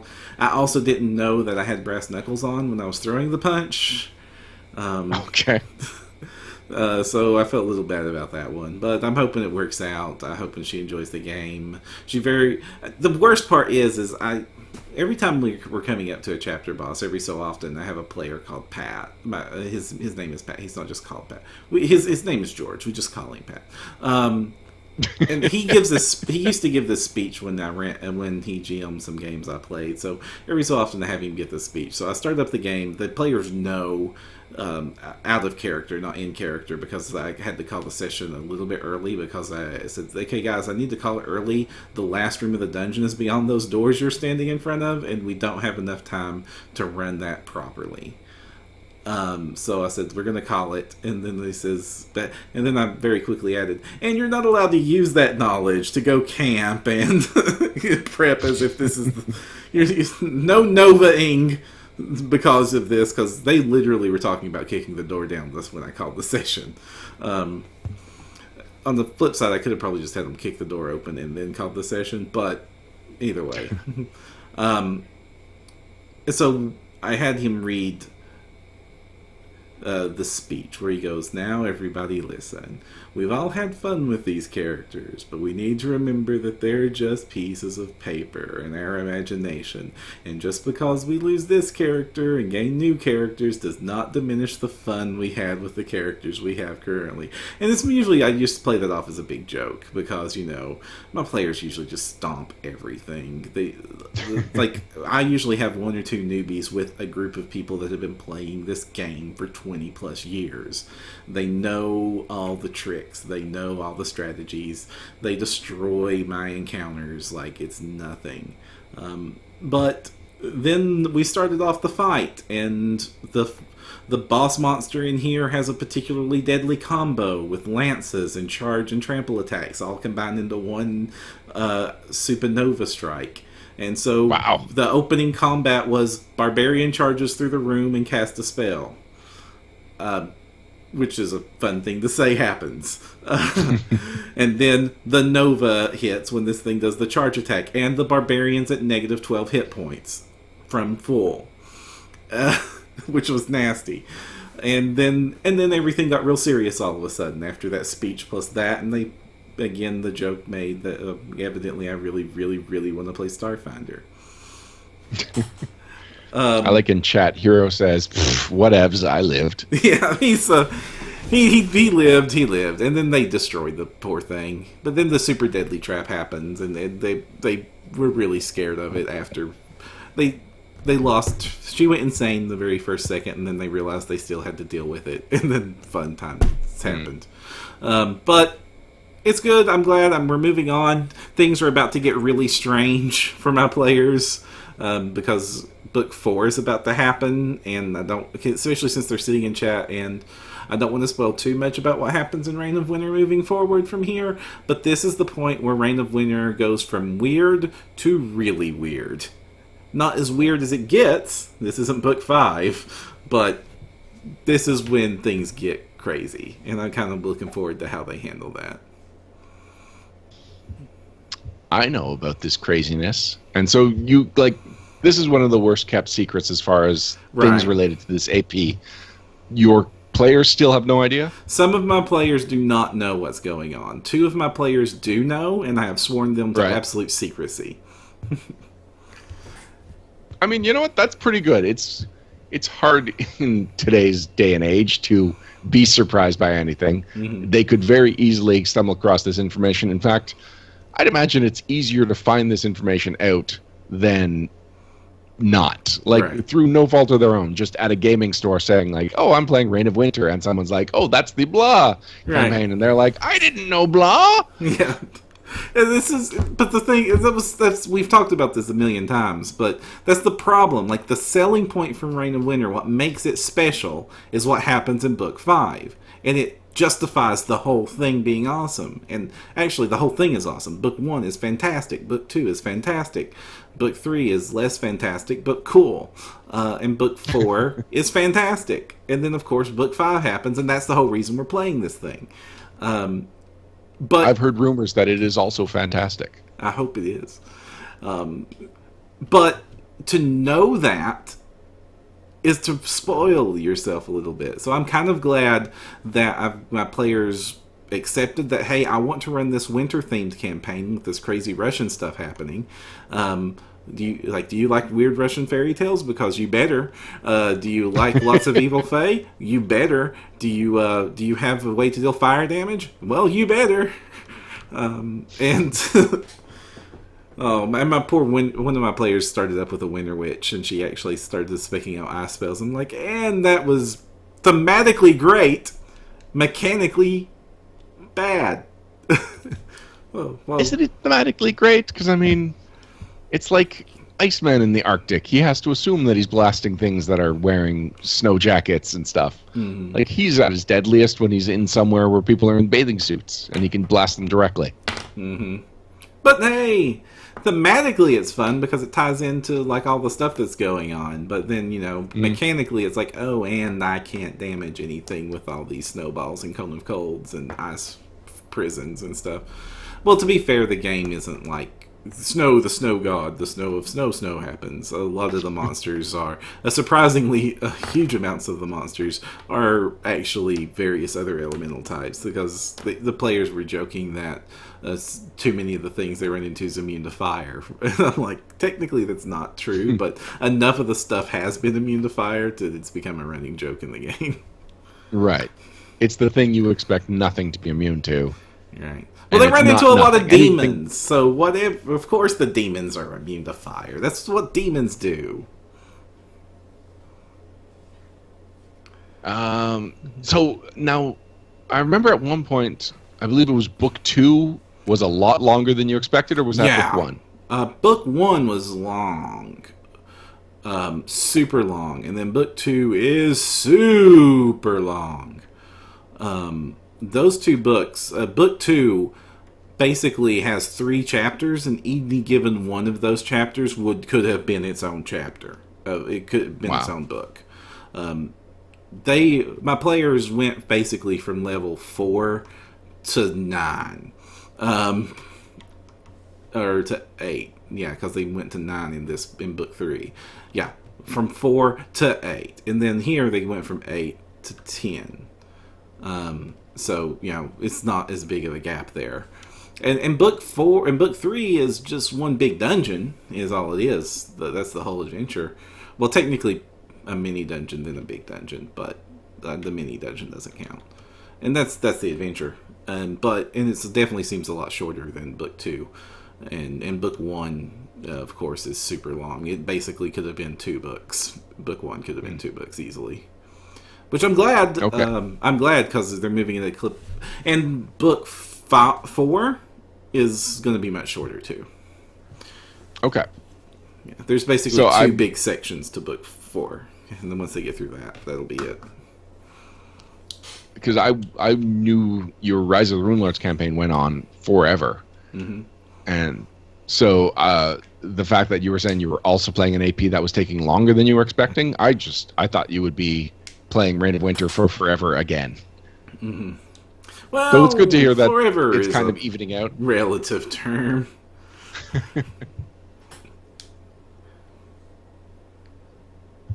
So it's not something you need a break from. You're happy to continue to jam this. I'm really loving. I have a bit of a crisis point here. I'm loving Reign of Winter. It's probably one of the best adventures I've ever run. This is a fun, engaging thing. All my players are like super latched on to, except for one of my players who is having a blast, but the running joke is he has absolutely no idea why he's doing any of this. It's like we always start off every adventure with the last time in Reign of Winter, like previously on the last episode of Reign of Winter, and then I get blank looks whenever I go, okay, and Zach, what do you have to contribute? Was it last episode someone in chat was saying that they give a boon for that session to whatever player could recap the last session? I bribe with hero points. You do it, okay. No, yeah, I don't know. Somebody probably did a boon thing. I don't remember from chat last week, but if I know that it's going to be if it's been a couple of weeks, or if I know it's going to be important, I will bribe with a bonus hero point. Cool. So you're saying that sorry, it sounded like you were leading up to a but. Oh, but Starfinder's about to come out, and it's kind of important. Oh, there we go. I'm excited about Starfinder, and it's going to be kind of important to the network that we know about Starfinder a lot. Right, yeah. I said that we're the Pathfinder and Starfinder news, reviews, and interviews show at the beginning of this episode, but that is not something I'm going to be adding at the beginning of every episode for the immediate future. And I do still want to talk to you about making sure that we don't turn out to be like the issues of White Dwarf that I wasn't happy with when I was a Warhammer player. Anyway, it's the same conversation we've been having for a while. It's like, what are we doing with no direction when Starfinder comes out? Yeah. And it's going to be an important part of the Paizo community, so we need to figure out what we're doing there. And I need to figure out what I'm doing there. I've already made some decisions. On Pathfinder Society night, one night a month, because that's as max as you can really do. Starfinder Society is once a month. Yeah. Will be like we run every 2 weeks, and even then, we're kind of pushing the amount of adventure content that's available, just running it twice a week, twice a month. So one of those months, we always run a low level table and a high level table. But when Starfinder comes out, we're going to run a low level Pathfinder table and a Starfinder table, which will be whatever level the Starfinder Adventure has gotten to. Which will be really interesting. I have a lot of concerns about Starfinder Society. Because first, the slow pace of the adventure is going to be coming out because, they're pulling back a bit there. Then, what happens when one of my players dies? Or one of my players leaves? Or have a new player that wants to check out Starfinder? I can't go back and play them because... I can't go back and play Adventure 1, 2, and 3 because the player group's already done that. I can't catch them up. Yeah, you're going to need to find a whole new group that you could move them into, have them catch up, and hopefully the first group that they left, this is in the scenario where somebody dies, hopefully that once they've caught up, or hopefully them leaving doesn't mean that you're below the minimum in your main group. And what does it mean? Do they have to play pre-gens? Am I going to have some people stuck playing pre-gens for all eternity? Yeah, of course. I was thinking they could just replay them, but no, they can't. Yeah, they can't. Yeah. I mean, if Starfinder Society is set up like Pathfinder Society, which I vehemently disagree with, I think it's a huge mistake that they have restrictions on replaying content. I think that, honestly, I'm getting into a rant here. Listen, I understand the purity of why that experience of something is virgin and new and everybody goes into this thing, but everything's not virgin and new. You're allowed to GM and run the same game. GMs understand that they're assuming that they'll be more responsible because there's GMs. There's no GM test for Pathfinder Society. The only way of measuring quality of a GM in Pathfinder Society is how many games they have run until a point in which they try to get their 5th star and then get graded. But until that happens, nobody has vetted the quality of a GM. You can do something really terrible 100 times and still not be any better at it. It has become a problem finding adventures, even with our groups that we run. We don't run as much as some people do. I've had players more than once. I have a player that basically has never able to participate in society because he has run everything on every character possible, so replay is not possible. And nobody wants to play Pathfinder Basic. I understand why they did that. The only attraction to Pathfinder Core. Pathfinder Core. The only attraction I've seen to Pathfinder Core is not newbies wanting to get into Pathfinder. It's just an excuse for veterans to replay adventures as any way possible. It gets in the way constantly. It's a headache as a GM. It's a headache as an organizer. If I could just run whatever my GMs wanted to run and my players could play it and it didn't matter, I could have a much healthier community. I wouldn't have to worry about Starfinder Society replays. I wouldn't have to worry about the infinite amount of coordination I have to do with all my GMs at my game store for our bi-weekly sessions. I wouldn't have to worry about trying to dissuade some of my players from going crazy at Gen Con because it means that they can't participate for the next couple of months in our home games.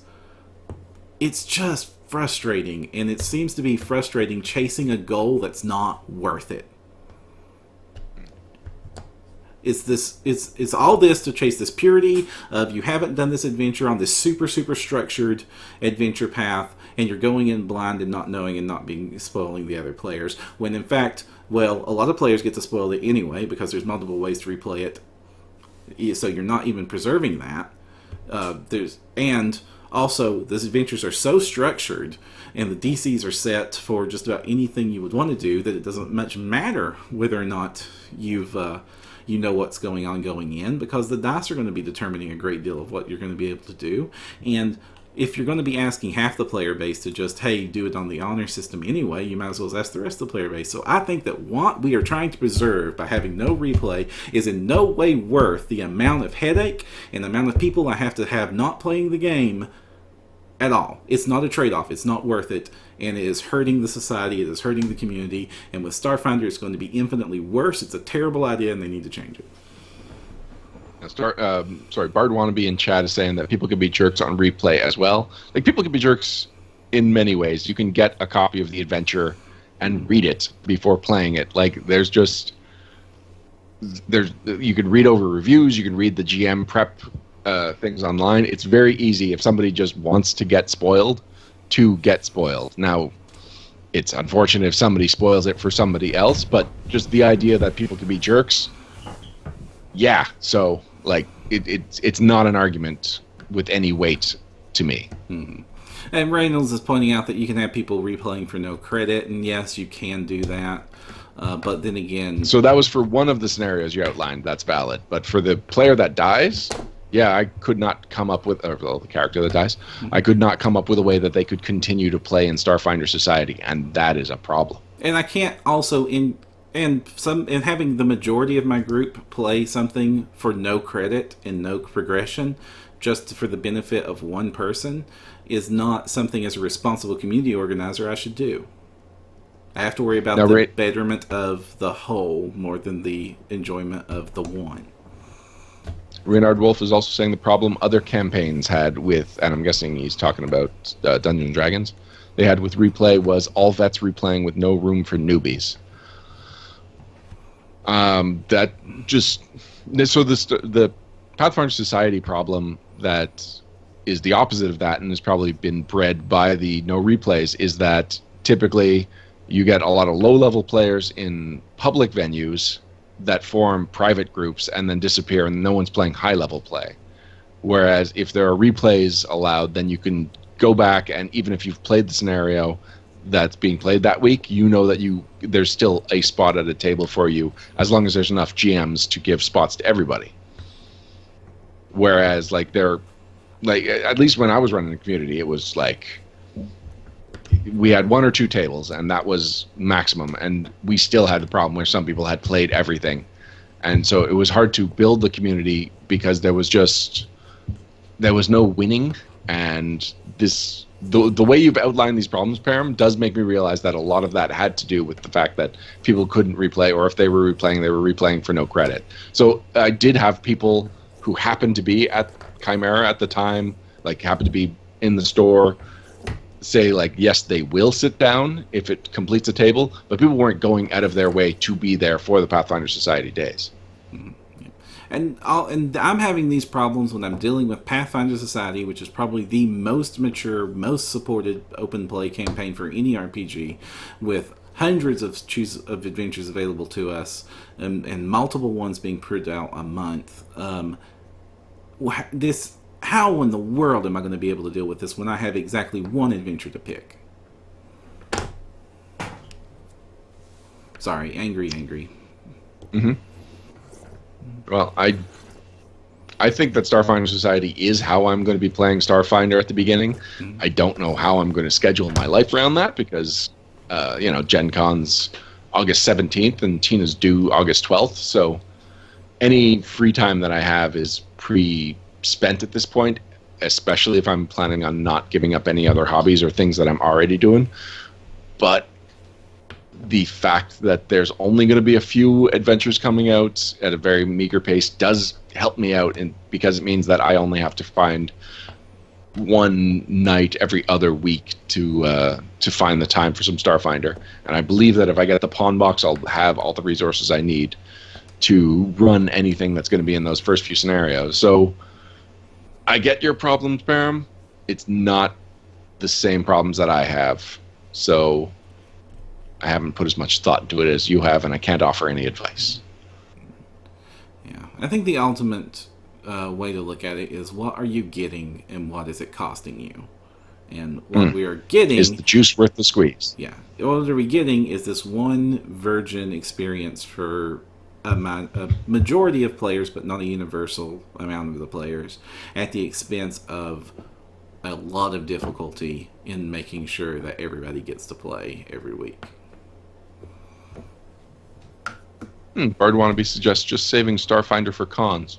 Interesting way of going about it. I know that there's some local cons in Ottawa that have decent turnout.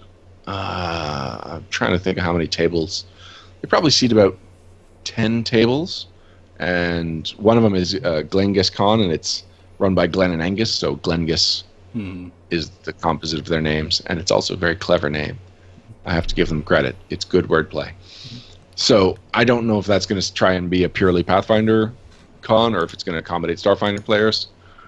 I think that basically August through December, it's going to be really interesting to see what is happening in the organized play community and how people are managing and like how the venture officers are managing, because I cannot imagine the extra stress of an entire extra game being put on them and them being expected to be masters of that game and organizers of that game and know the difference in the community.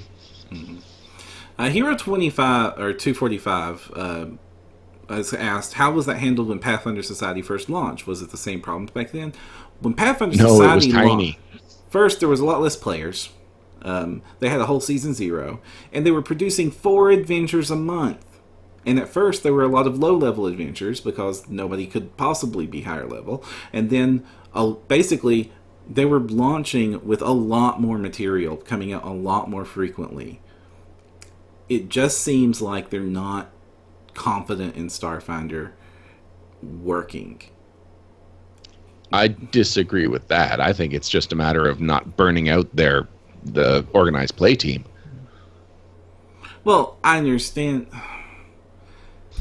Okay, anyway, regardless of what the motivation is, right. I think the problem is the problem. Is like, Starfinder is getting half as many books released as Pathfinder got during its launch, and it's getting a quarter of the organized play support that Pathfinder had when it launched. And I don't see how I'm going to be able, unless, and obviously if the game does better, they'll shift resources. They've already increased the resources that Starfinder's gotten based on the reception, because books had been announced that weren't going to be announced, but products were announced and confirmed that they would not confirm to us on air when we first started the early interviews.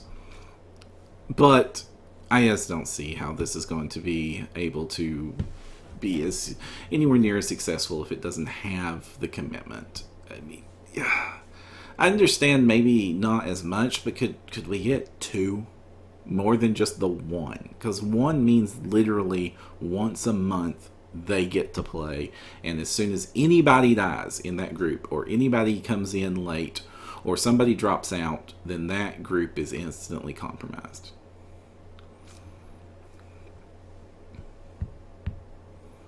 I got nothing, Paro. Yep, sorry. Actually, my main concern is that Pathfinder Society's gotten more deadly and more difficult as the seasons have gone on, and I hope that they know to reel back Starfinder Society, because it's going to be bringing in a whole other audience, and I just don't want people dying left and right, because that's just an assumption of the scenarios. I want a 99% success rate for the first few scenarios. And I don't mind easy if easy is interesting. They bring up something that I've talked about in the past with some GMs before. Is how deadly do you think your average encounter should be? Not. Okay. The average encounter should not be deadly. You should be able to handle 4 or 5 encounters a session and not assume someone's going to die every session. Right. You see, like even a lot of the GMs that say, well, what should be how strong should the monsters be, and a lot of them will say, well, they need to be as strong as the party, and I'm like, well, you really don't like your party sticking around a lot, or you're going to cheat a lot, because let's just say that you have a 95% success rate on your encounters. This means that by about 4th level, mathematically speaking, none of your players should be alive. Nobody ever sees 5th. No, it could just be the same guy dying over and over. As I said, mathematically speaking, especially when you extend it over the length of how many encounters you're expected to survive, 14 each level, that this just rolling the dice, somebody's going to roll that 1 eventually, and it's going to kill them off. A lot of people say, well, 50-50. Or it's like, oh, 50-50, great, nobody hits level 2. So it needs to be like something like 99% or near 100% success rate. Death needs to be rare. And you might think, well, I want my games to be more deadly. I want my games to be more realistic. I'm like, yeah, do you want your campaigns to end at 2nd level? Do you want nobody to ever hit 3? Do you want nobody to ever see high levels? Because math works and math exists, and that's what these games are based off of. And I think that a lot of people aren't game designers, and a lot of GMs don't understand the concept of reality and the fact that you have to compromise on reality to have fun. Well, it's also about fiction. Like, if you look at long-form fiction, most superheroes win most of their fights, and there are consequences other than death for failure in most fiction. And since you are barely afforded that in Pathfinder, it's basically you win, accomplish your goals, or you die. And since that's the scenario, and you're expecting to do this, okay, look at any TV show that has a high fatality rate in the first couple of seasons. So Battlestar Galactica, Heroes, Lost. These are shows that after 2 or 3 seasons, people are like, I'm not connecting to any of these characters. And it's because you've got the Immortals, who have just become so important to the show that they can't die for storyline reasons, or else there's no story. And you've got the characters that are transparently here for you to get an emotional attachment to, and then they die right away. And no one has ever figured out a way to do that style of show. Maybe I shouldn't say no one. I would say Sopranos kind of walked that line pretty well. But then again, Sopranos it's only about 100 episodes, even though it was over multiple seasons. So anyway, think of this not just as a game, but as long-term form storytelling. Because in any other game, a board game, a video game, you can die, and then you can start over again, and there's 0 consequences to failure. But in long-term entertainment, if I'm supposed to be reading Batman now and in 10 years go pick up a new issue of Batman, in the 10 years that pass, if he dies, then they've undone it somehow and it's made that death meaningless anyway. So that's how you have to look at it. You have to be a publisher. You're like, this is my cash cow. The PCs are the cash cow, and we are trying to get through, year after year of regular publishing of these same characters. There are times that characters die, and they are at it's the big fight feels. Death should be a realistic potential in that it is a thing that can happen, and in any encounter it is a thing that can happen, but it's not really a thing you should expect to happen more than once every 4 sessions. Once every 4 sessions is that's about my fair, rate, yeah. But then you're still the party that ends the campaign is not the party that started the campaign. I'm saying that you should get into a fight that could be deadly enough. I'm not saying you should kill someone once every 4 sessions. It's that once every 4 sessions, you should have them sweating. Mm-hmm. Yeah. And I don't try to kill my players. I don't try to hold back too much. I try to run the game as it's balanced. And over the years, they've dialed in a pretty fair balance. Like, about half of my party ends a campaign that started it, which that's a significant amount of death and tragedy and sacrifice. But at the same time, there's enough of a connection there that they don't feel that the people at the end have no connection or reason to be continuing. Mm-hmm. Oh well, it's a rant. It's a long rant, but it is what it is. You've got to do your death and dying carefully. Like, didn't you told me once that recently that death is more impactful or dramatic either at the beginning or near the end? Right. So as far as story composition goes, death is a first act thing or a last act thing. It rarely happens in the second act. As cynically as you can put it, is that first act is super important because it tells you what is important to your character. And so if a character dies, it means that it's like Uncle Ben dying. This changes everything for that character. Second act in fiction is stuff happens. Mm-hmm. That's as cynically as you can put it. It's like stuff happens that builds to the conclusion, which is when important things happen again. And that's when people can die again realistically. I think I put that in the Oh no, I was talking to Anthony about that, and that informed his article from this week, which we'll be plugging shortly because it's almost 11 o'clock. Yep. But yeah, so if we're talking about story structure, deaths happen at the beginning or the end. Otherwise, it feels like Tasha Yar, where it's like 20 minutes into the episode, the character dies, and the other characters on the screen are even like, really? Yep. Yeah, that remains one of the most awkward character deaths ever written. And it kind of worked, but it was mostly just so memorable in that it was so weirdly timed. Mm-hmm. All right. Well, you're right. We need to wrap things up. So, we're ready for wrapping up? Yeah, we'll be right back with the wrap-ups right after this. Wrap-ups and shout-outs. Wrap-ups and shout-outs. Wrap-ups. Wrap-ups and shout-outs.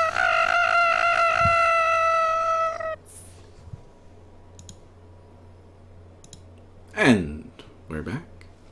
Thank you for joining us for episode 159 of No Direction, the Pathfinder News Reviews and Each of His podcast. Before we go, we're going to bring your attention to some cool things that we think are cool and you might think are cool too. Mm-hmm. Starting with, I know we've talked about Sirenscape a lot, but I'm going to give them a little shout out because they just won the Best RPG Supplement at this year's UK Games Expo, which is the second year that they've won this in a row. And it's also worth noting that they are going to be releasing a Cthulhu sound pack at Free RPG Day. And these physical sound packs is going to be a new thing that they're going to be doing. The hope is that every game store will have a spinner rack, and that spinner rack will just have, basically thin cardboard with a CD or a USB or something in it where you can download, or maybe even a download code. I'm not sure. I'm not sure exactly what the physical product will be, but there will be physical product of Sirenscape in your brick and mortar game store. So that's pretty cool.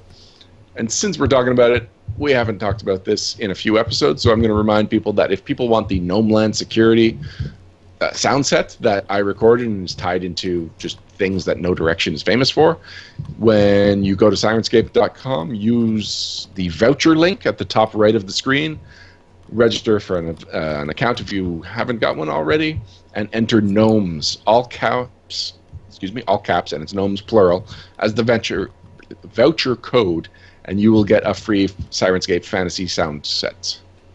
Okay. So yeah, if you go to Free RPG Day, you can get like 3 Sirenscape sound sets as your starting sound set if you don't already have Sirenscape. Yay, Sirenscape. Yay, Sirenscape. One of the things I want to shout out to is something we've done as a network. Our con coverage is one of our most popular content. The analytics show that it's about as popular as the rest of the stuff we do put together. Yay, guys! Glad you like the work we're putting out. So we have made getting that con coverage a lot easier on the new site. We have launched a new section on our website called Con Recordings. You'll still be able to listen to your con coverage on your normal podcast feed. We're not changing that. But if you're wanting to look up something specific, you can go to our website at nodirectionpodcast.com. Up at the top, just click Con Recordings. And then we have a link to all the different con years that we've done, going back 5 years. We actually have con coverage older than that, but that goes well before the website and the tagging is not as good past when you go any earlier than 2013. And so it was we weren't able to get a nice grouping. But the one to pay the most attention to that's the best organized is, because it's handcrafted, is the PaizoCon 2017 coverage. If you go there, you'll find a listing of all the stuff we've done for PaizoCon 2017. We're going to keep adding to that list every time we post a new one. And so if you're looking for a particular seminar, you didn't catch it on this live feed, or you're just curious or wanting to browse, just go there. You'll be able to find exactly the topic you're looking for. And it's just going to keep getting bigger the more we keep doing this. And I just appreciate going through the different years and seeing the different banners that you've made for PaizoCon over the years. Oh, gosh. I've done it so many different ways. Ah, gosh. That's back when we were orange. Orange. We'll always be orange in my heart. Yep. Well, and before that we were brown. Now we're more of a gray. For some reason, it's running a commercial. So what else happened on the... Oh. So what happened on the No Direction Network this week, Baron? All right, so Since the last time we chatted, Alex Agunas talks about designing up a build for the Aldori Sword Lord. The Aldori Sword Lord, of course, is being one of the more famous, popular early archetypes because it was one of the very first ways to get dex damage. It's a fun build. It's become popular, so he explains how to do the build today and a few good ways to how to play it. So if you want to be interested, I believe he incorporates some adventurer's guide into the build too. Mm-hmm. So if you want to be doing any more of the using an Aldori dueling sword and being, not just really good, you're trained at being really good. You can go and follow that build. Then, of course, immediately after that started the massive amount of con coverage for PaizoCon 2017 that is absolutely spamming our pages. I think you're putting out 2 a day now in order to hit Florida, or 1 a day. That's what I'm doing this week, and by the end of this week, I will be done the Friday coverage. Mm-hmm. But Friday coverage is not the big day. Mm-hmm. Saturday and Sunday are the big days. I'm going to try and get 2 out a day, but I haven't done anything on Saturday yet, which the start of a new day is always the biggest edit. So, like I said, I've got a wedding this weekend, and then it's Father's Day. So sometime between now and Monday, I've got to carve out a couple of hours to be able to carve out some audio. So we might go 2 a day for this week, maybe 1 a day next week, and then back up to 2 a day once I've got Saturday kind of going. So it's all about the inertia of the edits. It's all very bland and technical, but that's the reality. So if you're wondering why we're a little inconsistent with what we're releasing, it's because I've just got to fit this in wherever I can. Mm-hmm.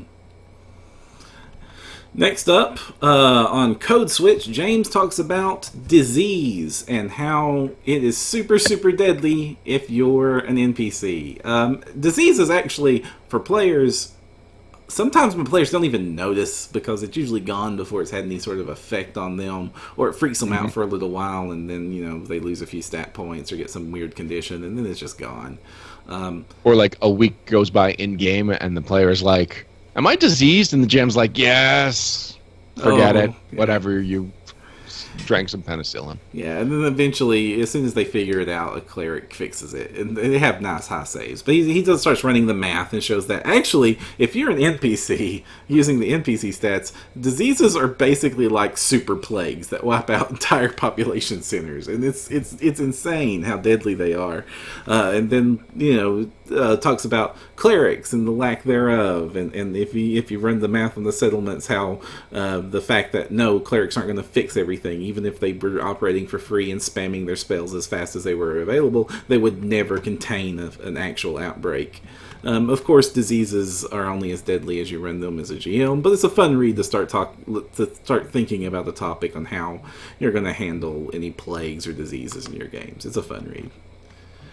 Next up, I have to go. Anthony did a really fun article on dice fudging called All of Dice and GMs, where he talks about his personal little checklist of the things he considers before he fudges a dice, which is a lot of the stuff we've talked about in the show, but also some things like, does the character really need a win right now? Does the player need a win right now? Does this encounter need to be more deadly or have more weight? Is it worth that? It's whatever your stance is on dice fudging as a GM, it's worth a read just to think about some of the things that are thought about when you are rolling behind your screen. Now, I know for some of you purists, it doesn't matter. For some of you less purists, it also doesn't matter. But go ahead and give it a read. He did a great job with the article. And even me, who is an admitted dice fudger, I fudge super, super rarely. Like, maybe 1 in 20 sessions. And I also never fudge in favor of the villains. It's always in favor of the PCs. But it's a fun read to some of the things you need to think about. And it's about, I like that he's take the stance that you're a community, or you're presenting entertainment, and the things you need to present to make the entertainment more fun and enjoyable, as opposed to emotions or what you want to like. It's about the end product that gets received. Then Luis Loza in his Wandering Monsters presents the Royal Court, which has a really nice couple of maps of a nice open throne room and some encounters, including a Mad Jester and the High Court. The High Court's super deadly at CR12, and I can understand that as mostly the bodyguards, because being fat and lazy shouldn't give you a lot of a hit dice. Well, the king... he's King the NPC Codex. Yeah, I know he's the actually King pretty in the deadly. Game Mastery Guide was CR20. Yeah, I don't remember what the King in the NPC Codex is. Yeah, I understand that they're actually really high level, but I just never see my rulers as, unless there's a reason that they should be being super good at combat. They need to be super good at diplomacy. Because if they're not super good at combat, they'll get assassinated, and surviving assassination attempts gives you XP. All right, next up, Alex comes back to Iconic Design, where he's presenting a build concept for the... I'm not even sure how to pronounce this. The Trensardo. Basically, he's doing a build of a prestige class that only appears in the adventure path. Which is something a lot of players are just going to miss entirely. That, wait, Adventure Path has pre-RCs? Yeah, they have build concepts. They have rules materials, and a lot more of it now that they've removed the fiction. And this article is the one that inspired me to run Iron Fang Invasion, because I was basically like, this sounds like a really cool build with a really cool prestige class. I should pick up Iron Fang Invasion Part 2. Well, if I'm going to pick up Iron Fang Invasion Part 2, I might as well pick up all of Iron Fang Invasion. Well, if I'm going to pick up all of Iron Fang Invasion, and now Dragon Pets, you can see the direct line. And the concept of the build is it takes a lot of advantages of both the PRC and the class's ability to swap out feats. So basically, you have access to any feat you need at any given time of day.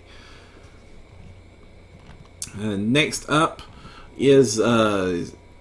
feat-based variant spellcasting by Andrew Marlowe.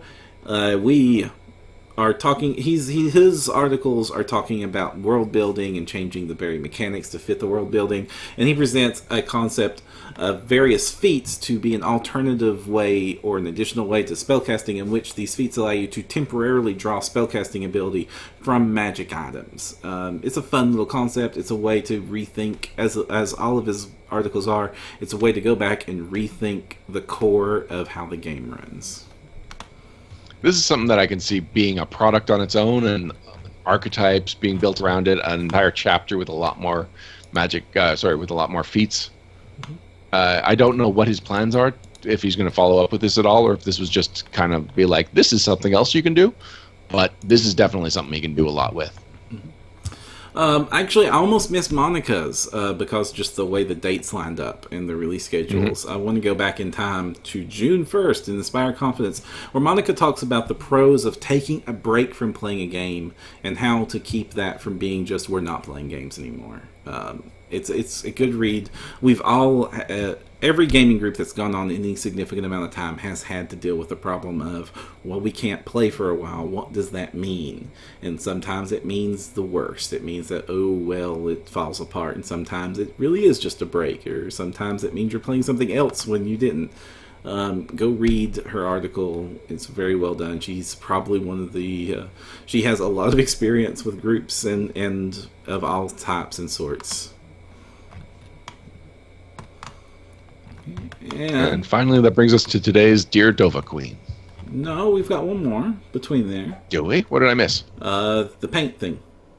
It's not really... Oh, right. Sorry. Go ahead. Yeah, okay. So, releasing that you'll see soon, we did a live special where me, Anthony, and Alex did a live special Private Sanctuary where we painted some minis and talked about the pros and cons of painting.